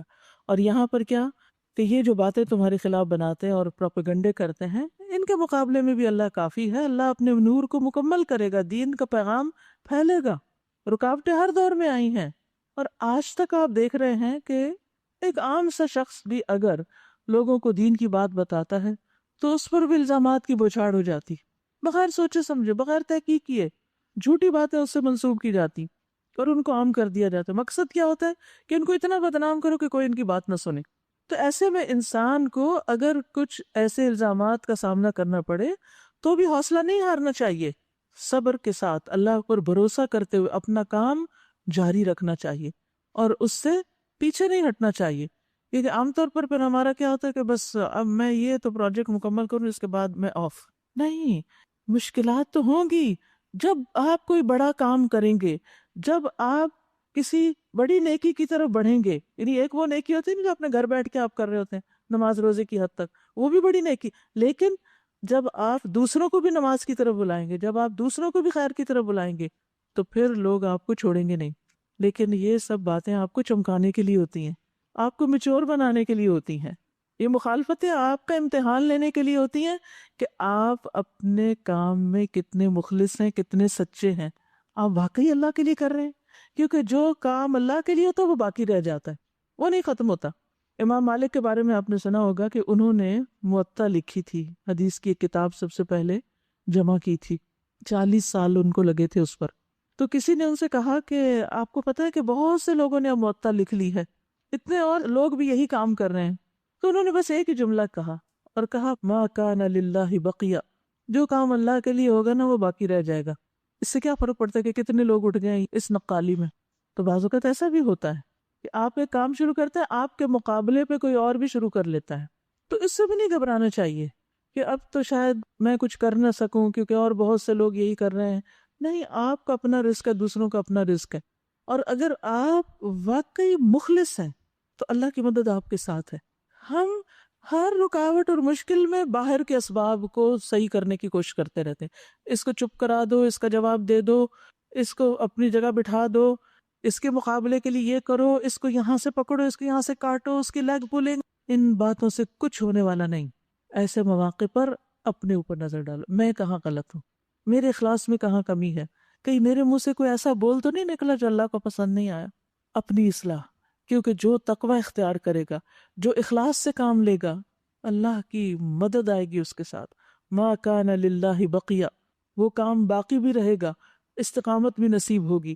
اور اگر اپنی نیت خراب ہے نا، آپ دنیا کے لیے کر رہے تھے، دنیا سے تعریف حاصل کرنے کے لیے، اپنا لوہا منوانے کے لیے، اپنی قدر اور اپنی اہمیت جتانے کے لیے کہ لوگ آپ کو کچھ مان لیں، آپ کو بڑا تسلیم کر لیں، تو ہو سکتا ہے کہ پھر تمہارا یہ مقصد پورا نہ ہو. کیونکہ جو اللہ کے لیے ہوتا ہے نا، اللہ کی بڑائی قائم کرنے کے لیے، تو پھر اللہ اس کے ساتھ ہو جاتا ہے، ایسے شخص کی مدد کرتا ہے. پھر فرمایا اے ایمان لانے والو، ان اہل کتاب کے اکثر علماء اور درویشوں کا حال یہ ہے کہ وہ لوگوں کے مال باطل طریقوں سے کھاتے ہیں، فتوے بیچتے ہیں، رشوتیں کھاتے ہیں، نذرانے لوٹتے ہیں، اور ایسی ایسی دین کے نام پہ رسمیں ایجاد کرتے ہیں کہ لوگ ان سے نجات خریدیں اپنی. یعنی وہ کام لوگوں کو بتاتے ہیں جو دین میں ہے ہی نہیں، تاکہ ان سے دنیاوی مفادات حاصل کریں، اور پھر وہ طریقے اختیار کرتے ہیں کہ جس سے دنیا کما سکیں. تو ایسے لوگوں کی مذمت کی جا رہی ہے. وَيَصُدُّونَ عَن سَبِيلِ اللَّهِ، ایسے لوگ اپنے طرز عمل سے لوگوں کو اللہ کے راستے سے پھر روک دیتے ہیں. لوگ پھر ایسے لوگوں کو دیکھ کر دین سے بدظن ہو جاتے ہیں کہ یہ ہیں دین والے. دردناک سزا کی خوشخبری دو ان کو جو سونے اور چاندی جمع کر کے رکھتے ہیں اور انہیں اللہ کی راہ میں خرچ نہیں کرتے. ایک دن آئے گا کہ اسی سونے چاندی پر جہنم کی آگ بھڑکائی جائے گی، اور پھر اسی سے ان لوگوں کی پیشانیوں اور پہلوؤں اور پیٹھوں کو داغا جائے گا. یہ ہے وہ خزانہ جو تم نے اپنے لیے جمع کیا تھا، لو اب اپنی سمیٹی ہوئی دولت کا مزہ چکھو. اب دیکھیے کہ اگر آپ نے سلمان فارسی کے اسلام قبول کرنے کا واقعہ پڑھا ہو تو اس میں آپ نے دیکھا ہوگا کہ وہ ایک کے بعد ایک راہب کے پاس جاتے ہیں، اور اسی میں ایک راہب ایسا تھا کہ جو لوگوں کے سامنے بہت پائس تھا، لیکن اس نے سونے چاندی کے کئی مٹکے جمع کر رکھے تھے جو لوگوں پر خرچ کرنے چاہیے تھے، اور وہ خرچ نہیں کرتا تھا. تو اس کے مرنے کے بعد پھر اس کا حال انہوں نے دوسروں کو بتایا، تو اسے دیکھ کر پھر ان لوگوں نے مرنے کے بعد بھی اس پر پتھر برسائے، یعنی وہ ساری عزت اس کی چلی گئی. یاد رکھیے کہ انسان بہت کمزور ہے مال کے معاملے میں، خاص طور پر جہاں دنیاوی مفاد آتا ہے وہاں انسان جھک جاتا ہے، اور بعض اوقات اللہ کی خاطر جمع کیا ہوا مال اس میں بھی خیانت کر جاتا ہے. تو خاص طور پر ان لوگوں کے لیے یہاں پر سزا سنائی جا رہی ہے. لیکن عمومی طور پر بھی کوئی دین کے نام پر جمع کرے یا ویسے اپنی پرسنل لائف میں مال و دولت جمع کرے اور اس کی زکوٰۃ نہ نکالے، تو یہاں یکنزون کا لفظ استعمال ہوا ہے. کنز کہتے ہیں اس مال کو جس کی زکوٰۃ نہیں نکالی جاتی، اور یہ سونے اور چاندی پر مشتمل ہے کہ ان دونوں چیزوں کی زکوٰۃ ہوتی ہے. آج آپ کو زکوٰۃ کا پیمفلٹ دیا گیا، اللہ اس کو جزائے خیر دے جس نے آپ کے لیے اسپانسر کیا. میں یہ چاہوں گی کہ آپ ضرور اس کو پڑھیں، صرف یہ نہیں کہ لے جا کے کہیں پھینک دیں. اس کو پڑھیں، اور اگر آپ خود نہیں پڑھنا چاہتے تو کسی اور کو دے دیں تاکہ وہ پڑھے. بلکہ آپ بھی لے کر رمضان میں اگر کھجوریں بانٹ رہے ہیں اور لوگوں کو تحفے دے رہے ہیں رمضان کے یا عید کے، تو اس موقع پر ساتھ ان کو یہ بھی دیں. یہ مختصر الفاظ میں زکوٰۃ کا تعارف اس میں کروایا گیا ہے کہ اس کی فضیلت، اہمیت کیا ہے، اور زکوٰۃ کس طرح دینی چاہیے، کس کس کو دینی چاہیے. تو ابتدائی معلومات ہے اس میں، اگر مزید تفصیل چاہیے تو پھر انسان اپنے اپنے حساب سے مزید پوچھ سکتا ہے. کیونکہ مال کی زکوٰۃ نہ دینا، سونا جمع کر کے رکھ دینا اور کہنا یہ فلاں بچے کا، یہ فلاں کا، یہ فلاں کا، سارے ہیرے جواہرات صرف لفظی تقسیم کر کے اس کو زکوٰۃ کی مد سے نکال دینا، یہ بہت غلط بات ہے. تقسیم وہ ہوتی ہے جب آپ کسی کو ہینڈ اوور کر دیتے ہیں، یہ نہیں کہ آپ ہی کے لاکر میں ہے اور صرف خیال میں آپ نے تقسیم کی ہوئی ہے تاکہ آپ زکوٰۃ سے بچ سکیں، تو یہ درست نہیں ہوگا. تو ان سب چیزوں کا پتہ ہونا چاہیے انسان کو، ایسا نہ ہو کہ دھوکے میں مارا جائے لا علمی اور جہالت میں. اور پھر آپ دیکھیے کہ اس آیت سے یہ بھی پتہ چلتا ہے وَلَا يُنْفِقُونَهَا فِي سَبِيلِ اللَّهِ، اللہ کے راستے میں اسے خرچ نہیں کرتے، یعنی مال کو خاص طور پر اللہ کے راستے میں بھی دینا چاہیے. تو ایسے لوگوں کو خوشخبری دے دو، یعنی مال والوں کو خوشخبری دے دو جو زکوٰۃ نہیں دیتے، اللہ کے راستے میں اسے خرچ نہیں کرتے، کہ ان کے لیے دردناک عذاب ہے. انسان چونکہ مال سے محبت کرتا ہے تو یہاں پر جو عذاب کی شکل بتائی گئی وہ بھی اسی قسم کی ہے. میزان کی بات کرتے ہوئے میں نے آپ کو بتایا تھا کہ قیامت کے دن انسان کے جو اعمال ہوں گے وہ کچھ شکلیں اختیار کر لیں گے. تو یہاں مال جس کو انسان نے جمع کیا ہوگا دنیا میں، وہی مال قیامت کے دن جہنم میں تپا کے انسان کو اسی کے ذریعے سزا دی جائے گی، وہ انسان کا عمل ہی ہوگا. یاد رکھیے کہ جو شخص جس چیز سے محبت کرتا ہے اور وہ محبت اللہ کی محبت سے بڑھ جاتی، وہ اسی چیز کے ساتھ عذاب دیا جاتا ہے۔ صرف وہ محبت آپ کو خوشی دیتی ہے جو اللہ کی خاطر ہو، اور جب وہ نفس کی خاطر ہو تو پھر آپ نے دیکھا ہوگا کہ ایسی محبتیں کیسے کیسے غم دیتی ہیں۔ وہ انسان کے دل کے لیے فتنہ بن جاتی ہے، وہ انسان کے لیے دنیا میں رسوائی کا بھی بعض اوقات باعث بنتی اور آخرت میں خسارے کا باعث بنتی۔ خواہ وہ انسانوں سے محبت ہو، افسوس کے ساتھ یہ کہنا پڑتا ہے کہ بعض اوقات شادی شدہ لوگوں کے بارے میں پتہ چلتا ہے، شادی بھی ہے، گھر بھی ہے، بیوی بچے بھی ہیں یا شوہر ہے، اور محبتیں کہیں اور جتائی جا رہی ہیں، دوستیاں کہیں اور رکھی ہوئی ہیں، ملاقاتیں کسی اور سے ہو رہی ہیں۔ یہ صرف نفس پرستی ہے، نفس کی خواہش ہے، لیکن ایسی محبتیں وبال لاتی ہیں، زوال لاتی ہیں، نقصان دیتی ہیں، انسان کے لیے غم، دکھ، رنج، پریشانی کا باعث بنتی ہیں، رسوائی کا باعث بنتی ہیں۔ ایسی حرام چیزوں کو چھوڑ دینا چاہیے۔ یہاں پر آپ جیسے دیکھ رہے ہیں نا کہ یہی مال ان کے لیے عذاب بنے گا، تو جو جس چیز سے اللہ سے بڑھ کر محبت کرے گا یا غلط قسم کی محبت اختیار کرے گا، وہ اسی چیز کے ساتھ عذاب دیا جائے گا، اسی کے ذریعے توڑا جائے گا۔ اور پھر رسول اللہ صلی اللہ علیہ وسلم نے فرمایا، جو شخص لوگوں کی رضا اللہ کو ناراض کر کے تلاش کرے گا تو اللہ اس پر ناراض ہوگا اور لوگوں کو بھی اس سے ناراض کر دے گا، یعنی لوگ بھی اس سے خفا ہو جائیں گے۔ تو چاہے اپنے بچے ہوں اور چاہے کوئی اور رشتہ دار ہوں یا دوست ہوں، ہر محبت کا جائزہ لیجئے، ہر محبت کو پرکھیے کہ وہ اللہ اور اس کے رسول کی محبت سے زیادہ تو نہیں، کیونکہ والذین آمنوا اشد حبا للہ۔ اور پتہ کیسے چلے گا کہ جب دو چیزیں سامنے آتی ہیں، ایک طرف دنیا اور ایک طرف دین، تو پھر میں اختیار کس کو کرتی ہوں؟ ان عدت الشہور عند اللہ 12 شہرا فی کتاب اللہ۔ حقیقت یہ ہے کہ مہینوں کی تعداد جب سے اللہ نے آسمان اور زمین کو پیدا کیا ہے، اللہ کے نوشتے میں 12 ہی ہے، اور ان میں سے 4 مہینے حرام ہیں۔ یہی ٹھیک ضابطہ ہے، لہٰذا ان 4 مہینوں میں اپنے اوپر ظلم نہ کرو اور مشرکین سے سب مل کر لڑو جس طرح وہ سب مل کر تم سے لڑتے ہیں، اور جان رکھو کہ اللہ متقین کے ساتھ ہے۔ نسیت و کفر میں ایک مزید کافرانہ حرکت ہے جس سے یہ کافر لوگ گمراہی میں مبتلا کیے جاتے ہیں۔ کسی سال ایک مہینے کو حلال کر لیتے ہیں اور کسی سال اس کو حرام کر دیتے ہیں، اپنی مرضی سے اوقات میں تبدیلی۔ اللہ کے قانون میں تو تبدیلی کرتے ہی تھے، اوقات میں بھی کر دی، تاکہ اللہ کے حرام کیے ہوئے مہینوں کی تعداد بھی پوری کریں اور اللہ کا حرام کیا ہوا حلال بھی کر لیں۔ ان کے برے اعمال ان کے لیے خوشنما بنا دیے گئے، اور اللہ منکرین حق کو ہدایت نہیں دیتا۔ یا ایھا الذین آمنوا ما لکم اذا قیل لکم انفروا فی سبیل اللہ اثاقلتم الی الارض ارضیتم بالحیاة الدنیا من الآخرہ فما متاع الحیاة الدنیا فی الآخرۃ الا قلیل۔ اے لوگو جو ایمان لائے ہو، تمہیں کیا ہو گیا ہے کہ جب تم سے اللہ کی راہ میں نکلنے کے لیے کہا گیا تو تم زمین سے چمٹ گئے؟ کیا تم نے آخرت کے مقابلے میں دنیا کی زندگی کو پسند کر لیا؟ ایسا ہے تو تمہیں معلوم ہو کہ دنیا کی زندگی کا یہ سب سر و سامان آخرت میں بہت تھوڑا نکلے گا۔ تم صرف دنیا ہی دنیا بناتے رہ گئے اور اللہ کے راستے میں نکلنا بھول گئے۔ تم نہ اٹھو گے تو اللہ تمہیں دردناک سزا دے گا اور تمہاری جگہ کسی اور گروہ کو اٹھائے گا، اور تم اللہ کا کچھ بھی نہ بگاڑ سکو گے، وہ ہر چیز پر قدرت رکھتا ہے۔ یاد رکھیے یہاں اللہ سبحانہ وتعالیٰ کیوں ناراض ہو رہے ہیں، کس بنا پر؟ دنیا کی راحت محبت کو آخرت کی راحت پر مقدم کرنے کی وجہ سے، کہ دنیا تمہاری پرائرٹی ہے، کیونکہ آخرت کی راحت دنیا کی مشقتوں کے بغیر حاصل نہیں ہو سکتی۔ جب تک انسان اپنی دنیا میں سے کچھ قربان نہیں کرتا، آخرت نہیں کما سکتا۔ یہ انسان کا ایک امتحان ہے۔ نبی صلی اللہ علیہ وسلم نے فرمایا، جس نے دنیا طلب کی اس نے اپنی آخرت کو نقصان پہنچایا، اور جس نے آخرت طلب کی اس نے اپنی دنیا کو نقصان دیا، یعنی اس کی دنیا کا نقصان ہوگا۔ پس تم باقی رہنے والی کی خاطر، یعنی آخرت کی خاطر فنا ہونے والی دنیا کا نقصان ہونے دو۔ اگر دنیا میں سے کچھ جاتا ہے تو جانے دو، آخرت کو نہیں جانے دینا ہاتھ سے۔ الا تنصروہ، اگر تم اس کی مدد نہیں کرو گے، یعنی محمد صلی اللہ علیہ وسلم کی، تو اللہ اس کی مدد اس وقت کر چکا ہے جب کافروں نے اسے نکال دیا تھا۔ کہاں سے؟ مکہ سے، جب وہ صرف 2 میں کا دوسرا تھا، جب وہ دونوں غار میں تھے۔ دوسرا کون تھا؟ ابو بکر صدیق رضی اللہ عنہ۔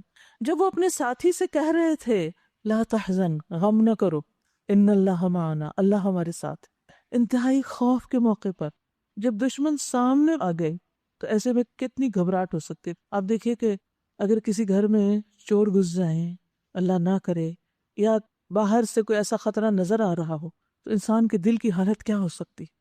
یہ بات نبی صلی اللہ علیہ وسلم نے حضرت ابوبکر کو اس وقت فرمائی تھی جب وہ بالکل غار کے قریب پہنچ گئے تھے. حضرت ابوبکر گھبرا اٹھے تھے کہ اے اللہ کے رسول صلی اللہ علیہ وسلم اگر یہ ذرا نیچے کو دیکھیں گے تو ہم ان کو نظر آ جائیں گے. آپ خود سوچئے کہ دشمن سامنے کھڑا ہو، تھوڑا سا بس فاصلہ رہ جائے تو دل کا عالم کیا ہوگا. لیکن اللہ کے رسول صلی اللہ علیہ وسلم کا ایمان اتنا بڑا تھا کہ خود بھی سکون میں تھے اور ابو بکر کو بھی تلقین کر رہے ہیں، لا تحزن، غم نہ کرو. اب دیکھیے کہ انبیاء کا معاملہ اور ہے، لیکن کبھی اللہ کے خاص بندوں اور صدیقین کو بھی غم لاحق ہو جاتا ہے.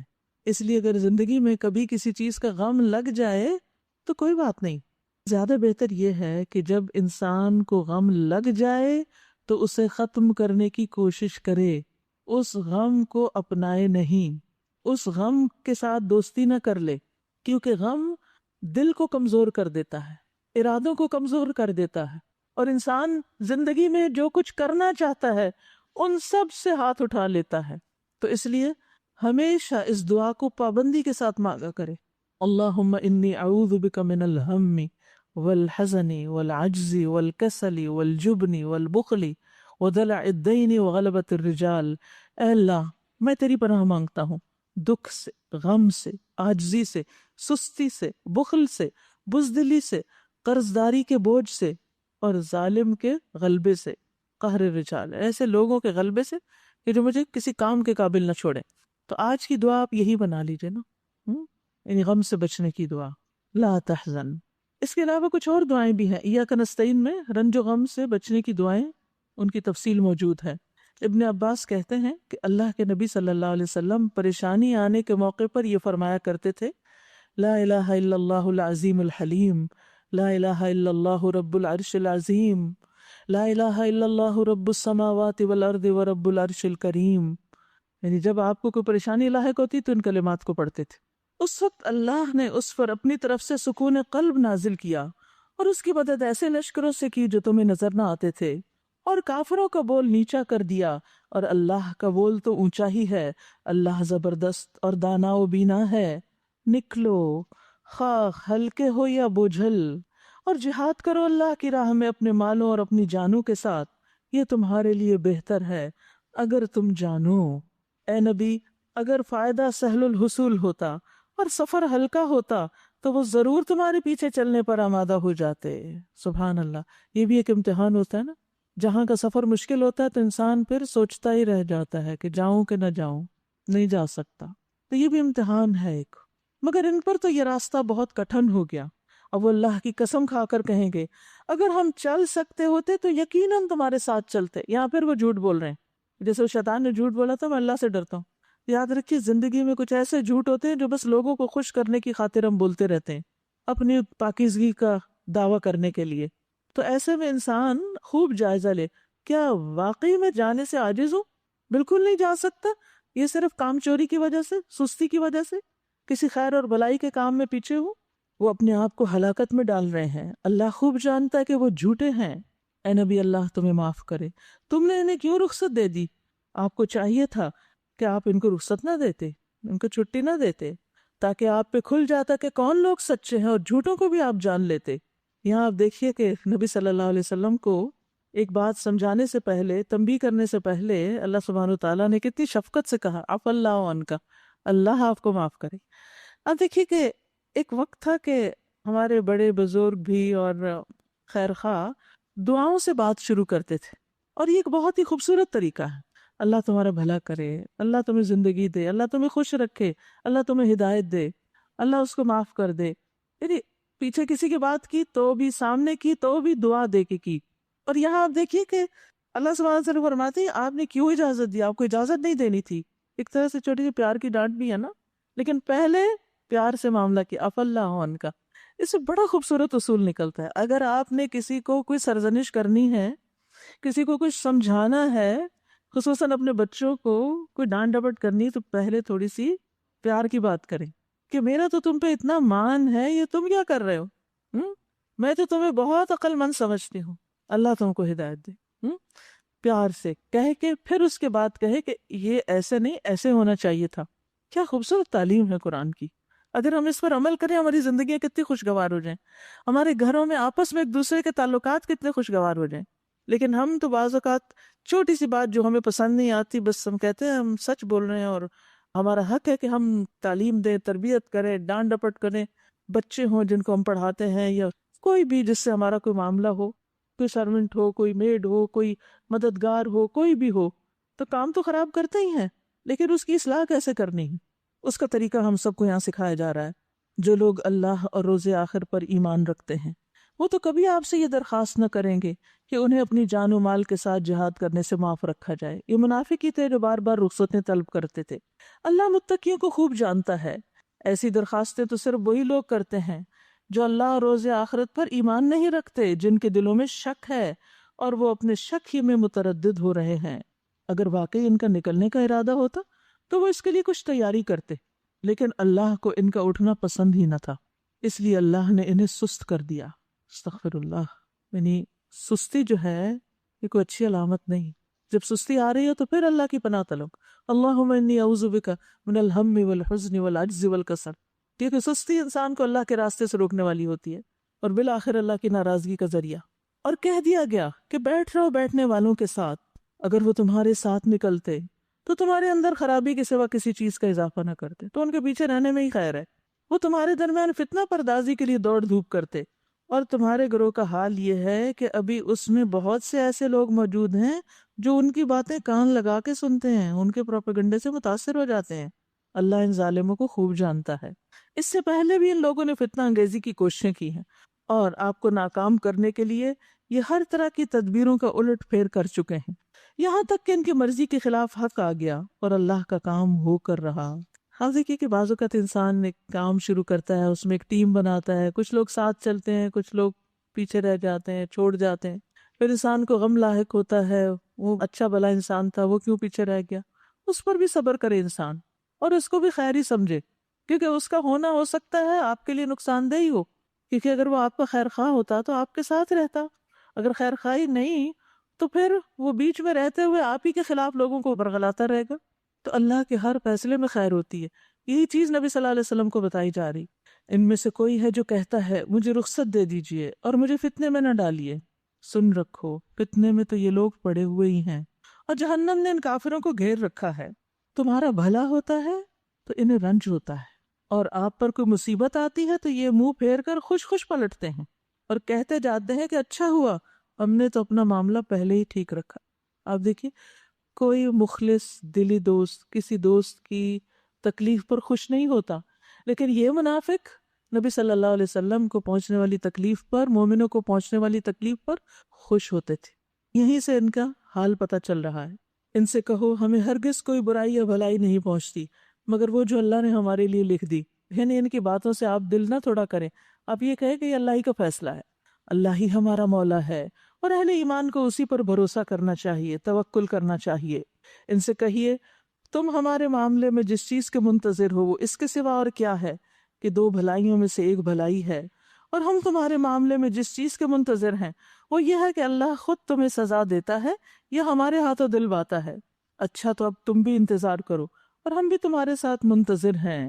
ان سے کہیے تم اپنے مال خواہ راضی خوشی خرچ کرو یا ناپسندیدگی سے، بہرحال وہ قبول نہ کیے جائیں گے. یعنی منافقت کے ساتھ کیے ہوئے اعمال قبول نہیں ہوتے، کیونکہ تم فاسق لوگ ہو. ان کے دیے ہوئے مال قبول نہ ہونے کی کوئی وجہ اس کے سوا نہیں کہ انہوں نے اللہ اور اس کے رسول سے کفر کیا.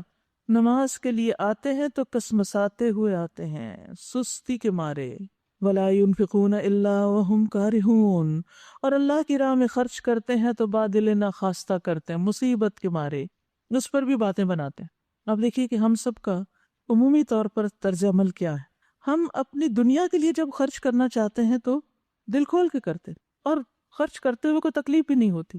دین کے معاملے میں ہمیں کچھ خرچ کرنا پڑے تو ہمیں تکلیف شروع ہو جاتی، پھر ہم اس پر پروپیگنڈا بھی شروع کر دیتے ہیں.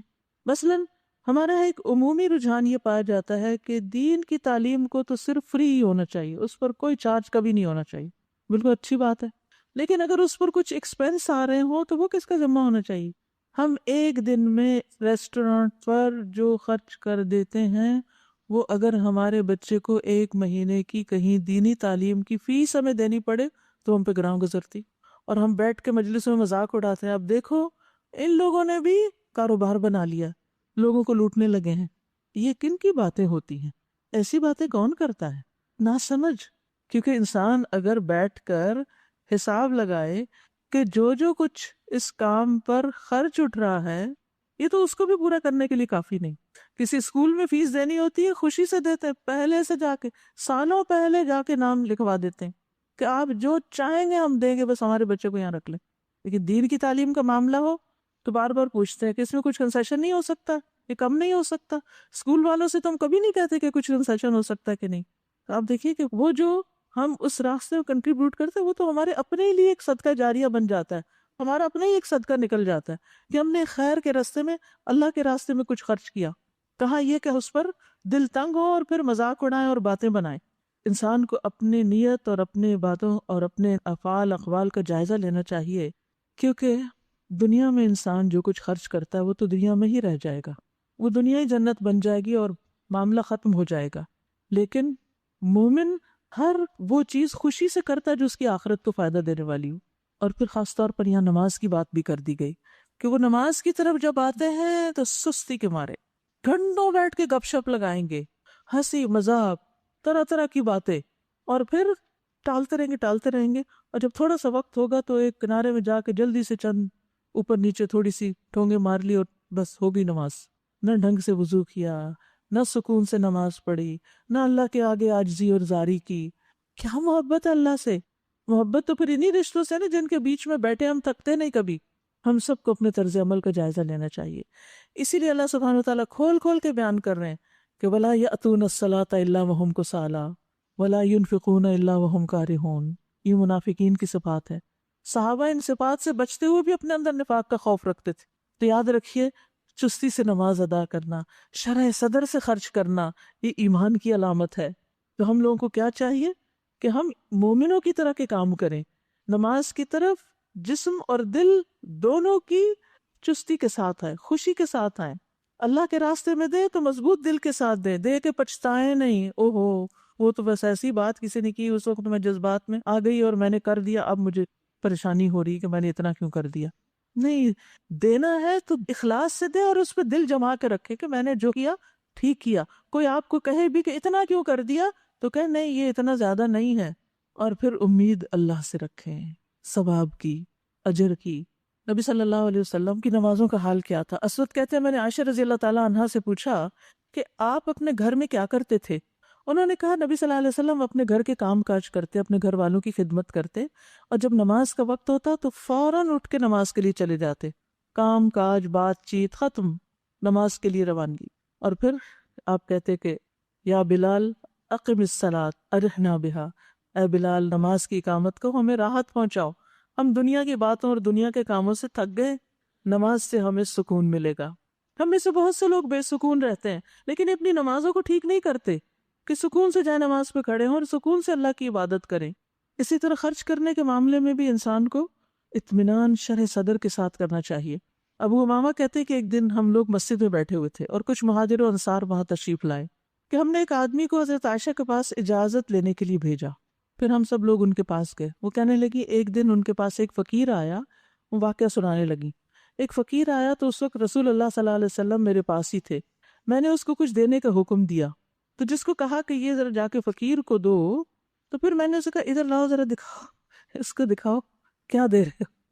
یعنی بعض اوقات ہوتا ہے نا ہم کسی سرونٹ کو کہہ دیتے اچھا وہ باہر وہ کوئی لینے آیا ہے تو وہ تھوڑا کھانا ڈال کے دے دو اس کو، اچھا وہ بیچارہ لے جا رہا ہے تو ہم کہتے ادھر آؤ کیا ڈالا ہے، کتنا دے رہے ہو۔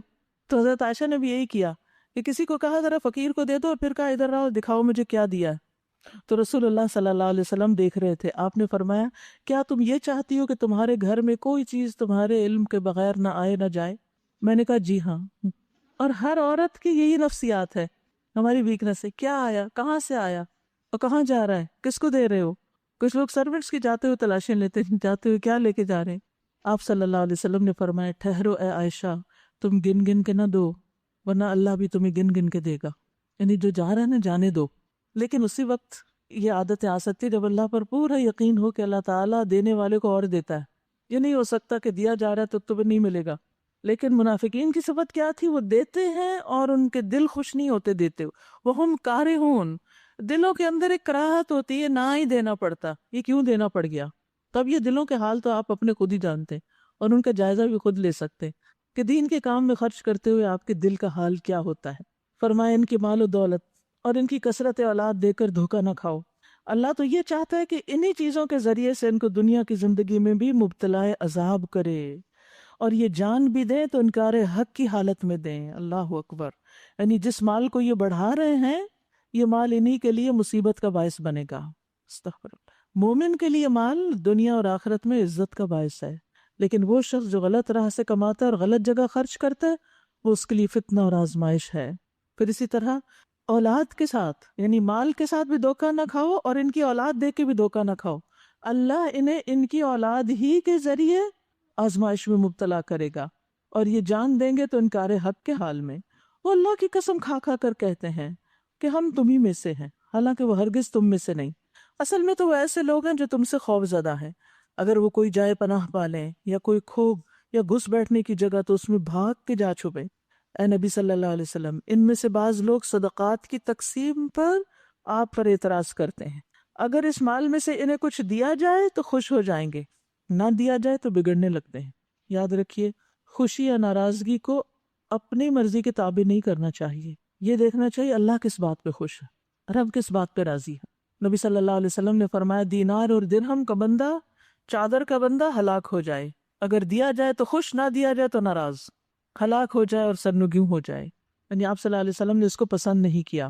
انسان کی کوشش کیا ہونی چاہیے؟ فرمایا کیا ہی اچھا ہوتا کہ اللہ اور رسول نے جو کچھ انہیں دیا تھا اس پر وہ راضی رہتے، تھوڑا تھا یا زیادہ خوش ہوتے، اور کہتے کہ اللہ ہمارے لیے کافی ہے، وہ اپنے فضل سے ہمیں بہت کچھ دے گا اور اس کا رسول بھی ہم پر عنایت فرمائے گا. تو اللہ اور اس کے رسول کی رضا کو ہر چیز پر مقدم رکھنا چاہیے. یہ ایمان والوں کی زندگی کا ایک اہم مقصد ہے، ہر چیز سے بڑھ کر اللہ اور اس کے رسول کی محبت. ہم اللہ ہی کی طرف نظر جمائے ہوئے ہیں. پھر زکوٰۃ کی تقسیم کی بات کی گئی.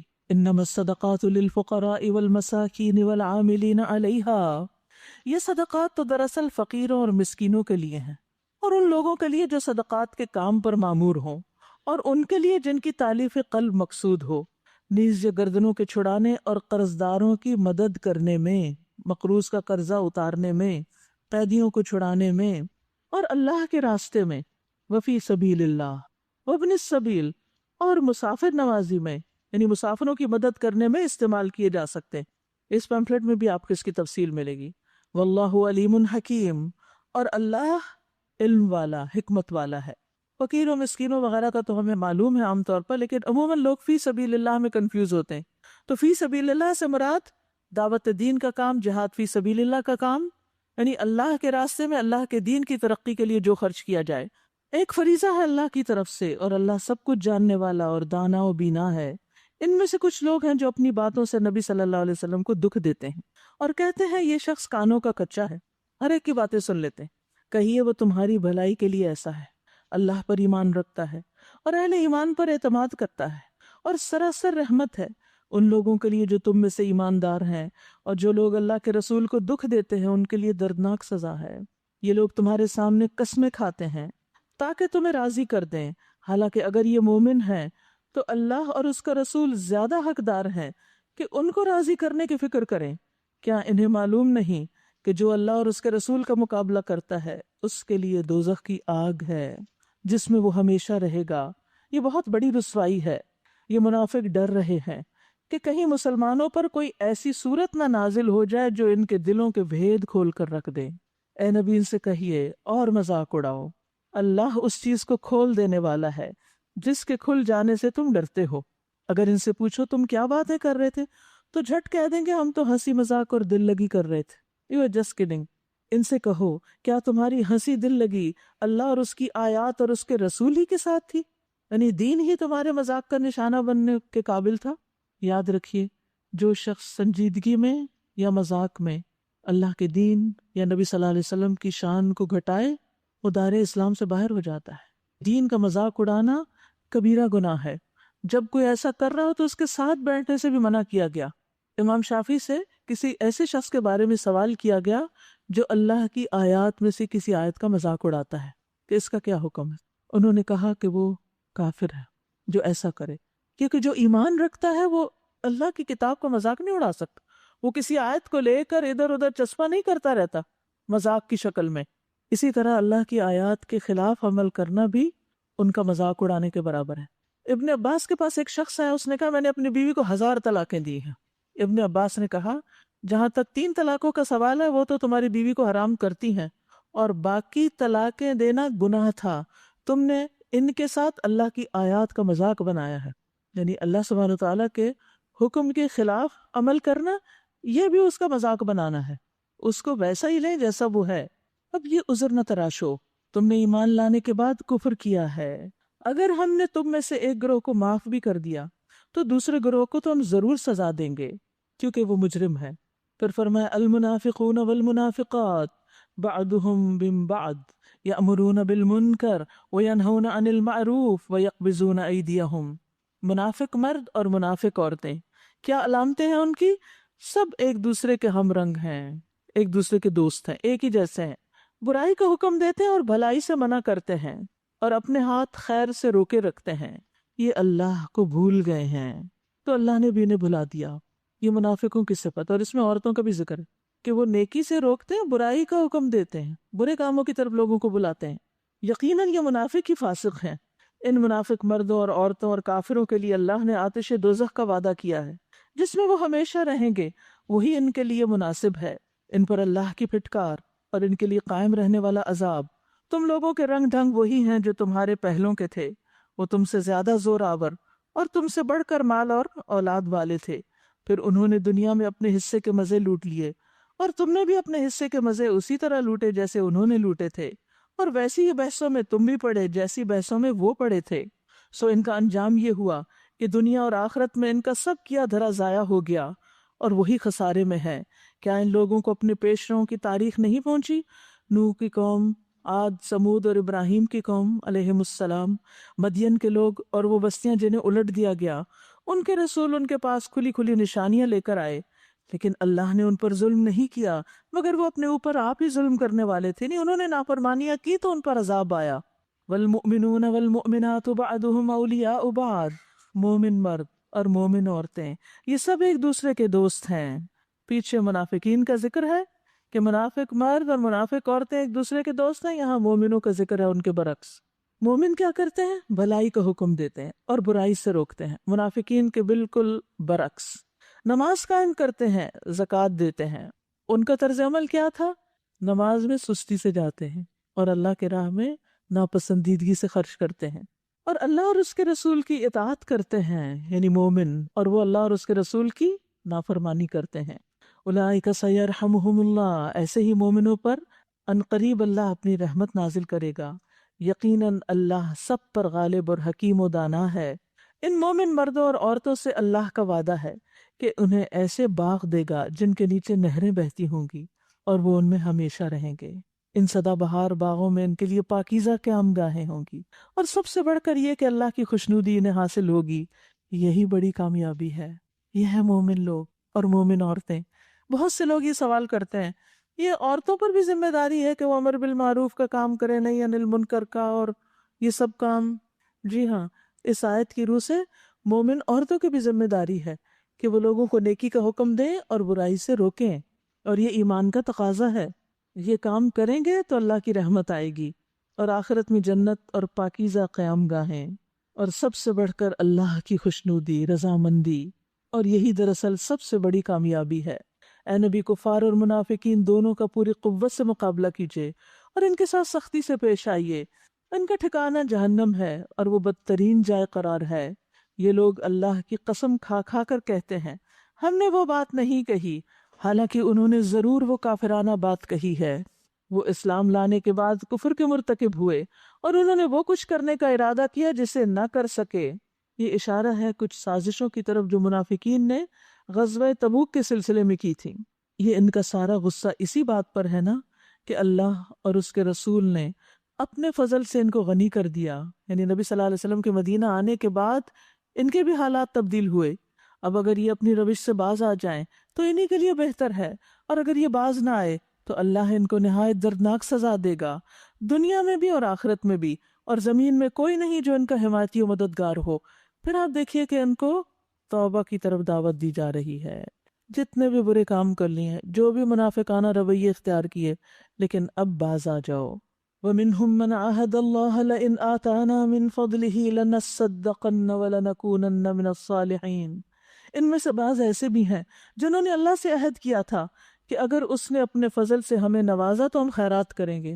ابھی ہمارے پاس کچھ نہیں، جب کچھ ملا تو ہم بھی ضرور اللہ کے راستے میں دیں گے اور نیک بن کر رہیں گے. مگر جب اللہ نے اپنے فضل سے ان کو دولت مند کر دیا تو وہ بخل پر اتر آئے اور اپنے عہد سے ایسے پھرے کہ انہیں اس کی پرواہ تک نہیں.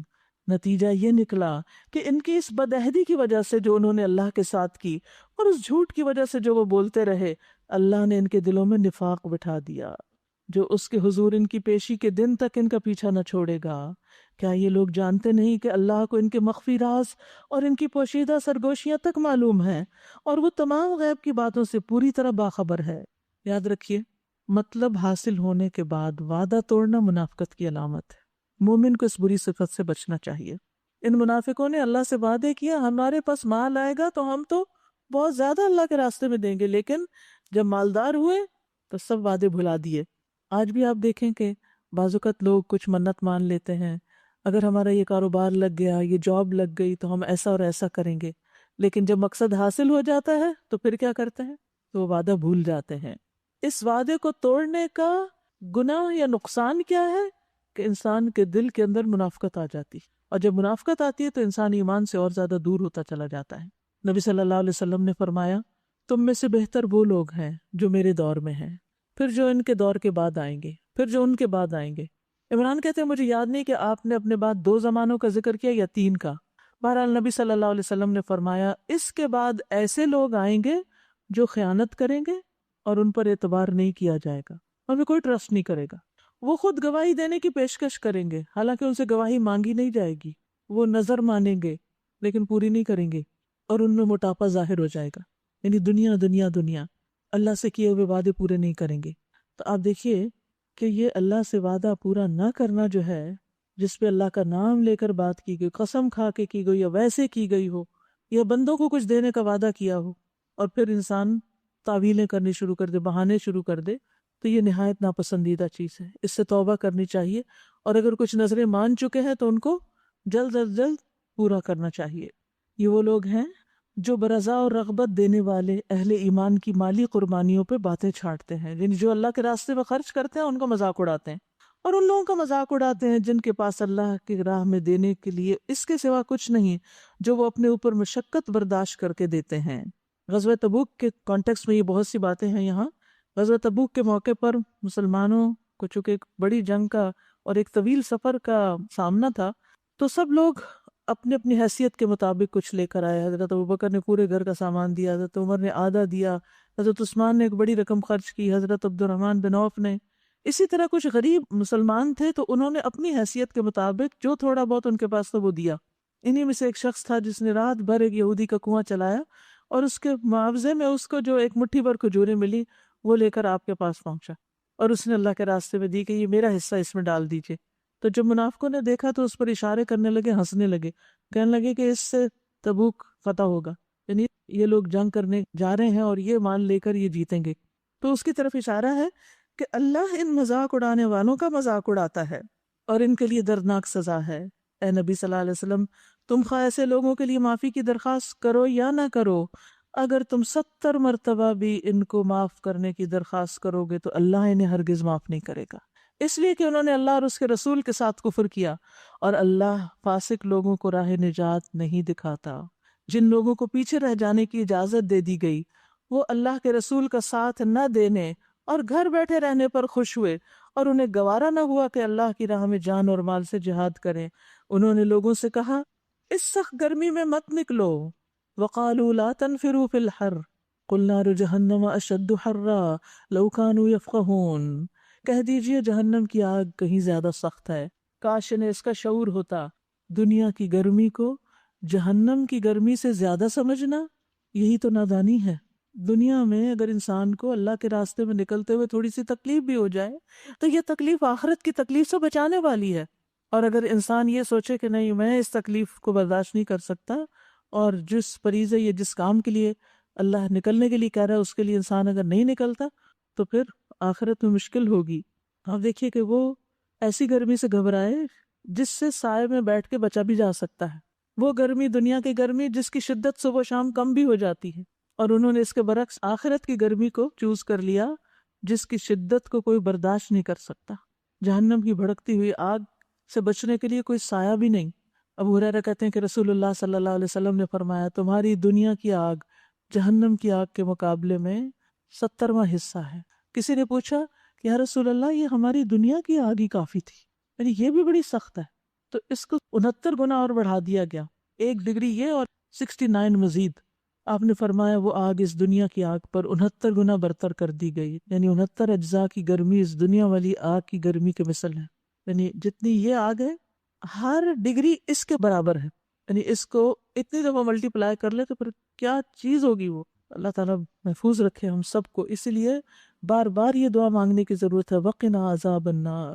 اور دنیا کی آگ جو ہے اس کے بارے میں کہا جاتا ہے کہ اس کو 2 بار ٹھنڈا کیا گیا، اگر ایسا نہ ہوتا تو بندے اس سے فائدہ نہیں اٹھا سکتے تھے، اتنی شدید ہوتی. اب چاہیے کہ یہ لوگ ہنسنا کم کر دیں اور روئیں زیادہ، اس لیے کہ جو بدی یہ کماتے ہیں اس کی جزا ایسی ہی ہے، یعنی اس پہ رونا ہی چاہیے ان کو. اگر اللہ ان کے درمیان تمہیں واپس لے جائے اور آئندہ ان میں سے کوئی گروہ جہاد کے لیے نکلنے کی تم سے اجازت مانگے تو صاف کہہ دینا کہ اب تم میرے ساتھ ہرگز نہیں چل سکتے اور نہ میری میت میں کسی دشمن سے لڑ سکتے. تم نے پہلے بیٹھے رہنے کو پسند کیا تھا تو اب بیٹھے رہنے والوں کے ساتھ ہی بیٹھے رہو، اور آئندہ ان میں سے جو کوئی فوت ہو اس کی نماز جنازہ بھی تم ہرگز نہ پڑھنا اور نہ کبھی اس کی قبر پر کھڑے ہونا، کیونکہ انہوں نے اللہ اور اس کے رسول کے ساتھ کفر کیا ہے اور وہ مرے اس حال میں کہ وہ فاسق تھے. وَلَا تُعْجِبْكَ أَمْوَالُهُمْ وَأَوْلَادُهُمْ، ان کی مالداری اور ان کی کثرت اولاد تمہیں دھوکے میں نہ ڈالے. اللہ نے تو ارادہ کر لیا کہ اس مال و اولاد کے ذریعے سے ان کو اسی دنیا کی زندگی میں سزا دے اور ان کی جانیں اس حال میں نکلے کہ وہ کافر ہوں. جب کوئی صورت اس مضمون کی نازل ہوئی کہ اللہ کو مانو اور اس کے رسول کے ساتھ مل کر جہاد کرو، تو تم نے دیکھا کہ جو لوگ ان میں سے طاقتور تھے یا قدرت رکھتے تھے وہی تم سے درخواست کرنے لگے کہ انہیں جہاد کی شرکت سے معاف رکھا جائے، یعنی جو صلاحیت رکھتے تھے ساتھ جانے کی وہ پیچھے رہنے لگے اور انہوں نے کہا ہمیں چھوڑ دیجیے، ہم بیٹھے رہنے والوں کے ساتھ رہیں. رضوا بأن يكونوا مع الخوالف، ان لوگوں نے گھر بیٹھے والیوں میں شامل ہونا پسند کیا، یعنی عورتوں کے ساتھ، اور ان کے دلوں پہ ٹھپا لگا دیا گیا اس لیے کہ ان کی سمجھ میں اب کچھ نہیں آتا. اسی لیے جب جنگ برپا ہوتی ہے تو یہ بزدل ہوتے ہیں، اور جب امن ہوتا ہے تو باتیں بناتے ہیں، مذاق اڑاتے ہیں. بخلاف اس کے رسول نے اور ان لوگوں نے جو رسول کے ساتھ ایمان لائے تھے اپنی جان و مال سے جہاد کیا. اب ساری بھلائیاں انہی کے لیے ہیں اور وہی فلاح پانے والے ہیں. اللہ نے ان کے لیے ایسے باغ تیار کر رکھے ہیں جن کے نیچے نہریں بہہ رہی ہیں، ان میں وہ ہمیشہ رہیں گے. یہ عظیم الشان کامیابی ہے. کتنی بڑی خوشخبری سنائی گئی یہاں. بدوی عربوں میں سے بھی بہت سے لوگ آئے جنہوں نے عذر کیے تاکہ انہیں بھی پیچھے رہنے کی اجازت دی جائے. اس طرح بیٹھ رہے وہ لوگ جنہوں نے اللہ اور اس کے رسول سے ایمان کا جھوٹا عہد کیا. ان بدویوں میں سے جن جن لوگوں نے کفر کا طریقہ اختیار کیا عنقریب وہ دردناک سزا سے دوچار ہوں گے. ليس على الضعفاء ولا على المرضى ولا على الذين لا يجدون ما ينفقون حرج إذا نصحوا لله ورسوله ما على المحسنين من سبيل. ضعیف اور بیمار لوگ اور وہ لوگ جو شرکت جہاد کے لیے زیادہ راہ نہیں پاتے اگر پیچھے رہ جائیں تو کوئی حرج نہیں، جبکہ وہ خلوص دل کے ساتھ اللہ اور اس کے رسول کے وفادار ہوں. ایسے محسنین پر اعتراض کی کوئی گنجائش نہیں. سبحان اللہ، محسنین پر کوئی اعتراض نہیں. یعنی ایک فریضہ جب کوئی ایسا شخص ادا نہ کرے جس کے پاس کوئی عذر ہے لیکن عام روزمرہ زندگی میں سارے فرائض پورے کرتا ہے تو اس پہ پکڑ نہیں، کیونکہ واقعی وہ معذور ہے اور اس کی نیت بھی اچھی ہے. کیونکہ آپ صلی اللہ علیہ وسلم نے اس جنگ سے واپسی پہ فرمایا کہ کچھ لوگ مدینہ میں ہمارے پیچھے رہ گئے لیکن ہم کسی بھی گھاٹی یا وادی میں چلیں وہ ثواب میں ہمارے ساتھ ہیں، صرف عذر نے ان کو روک لیا تھا.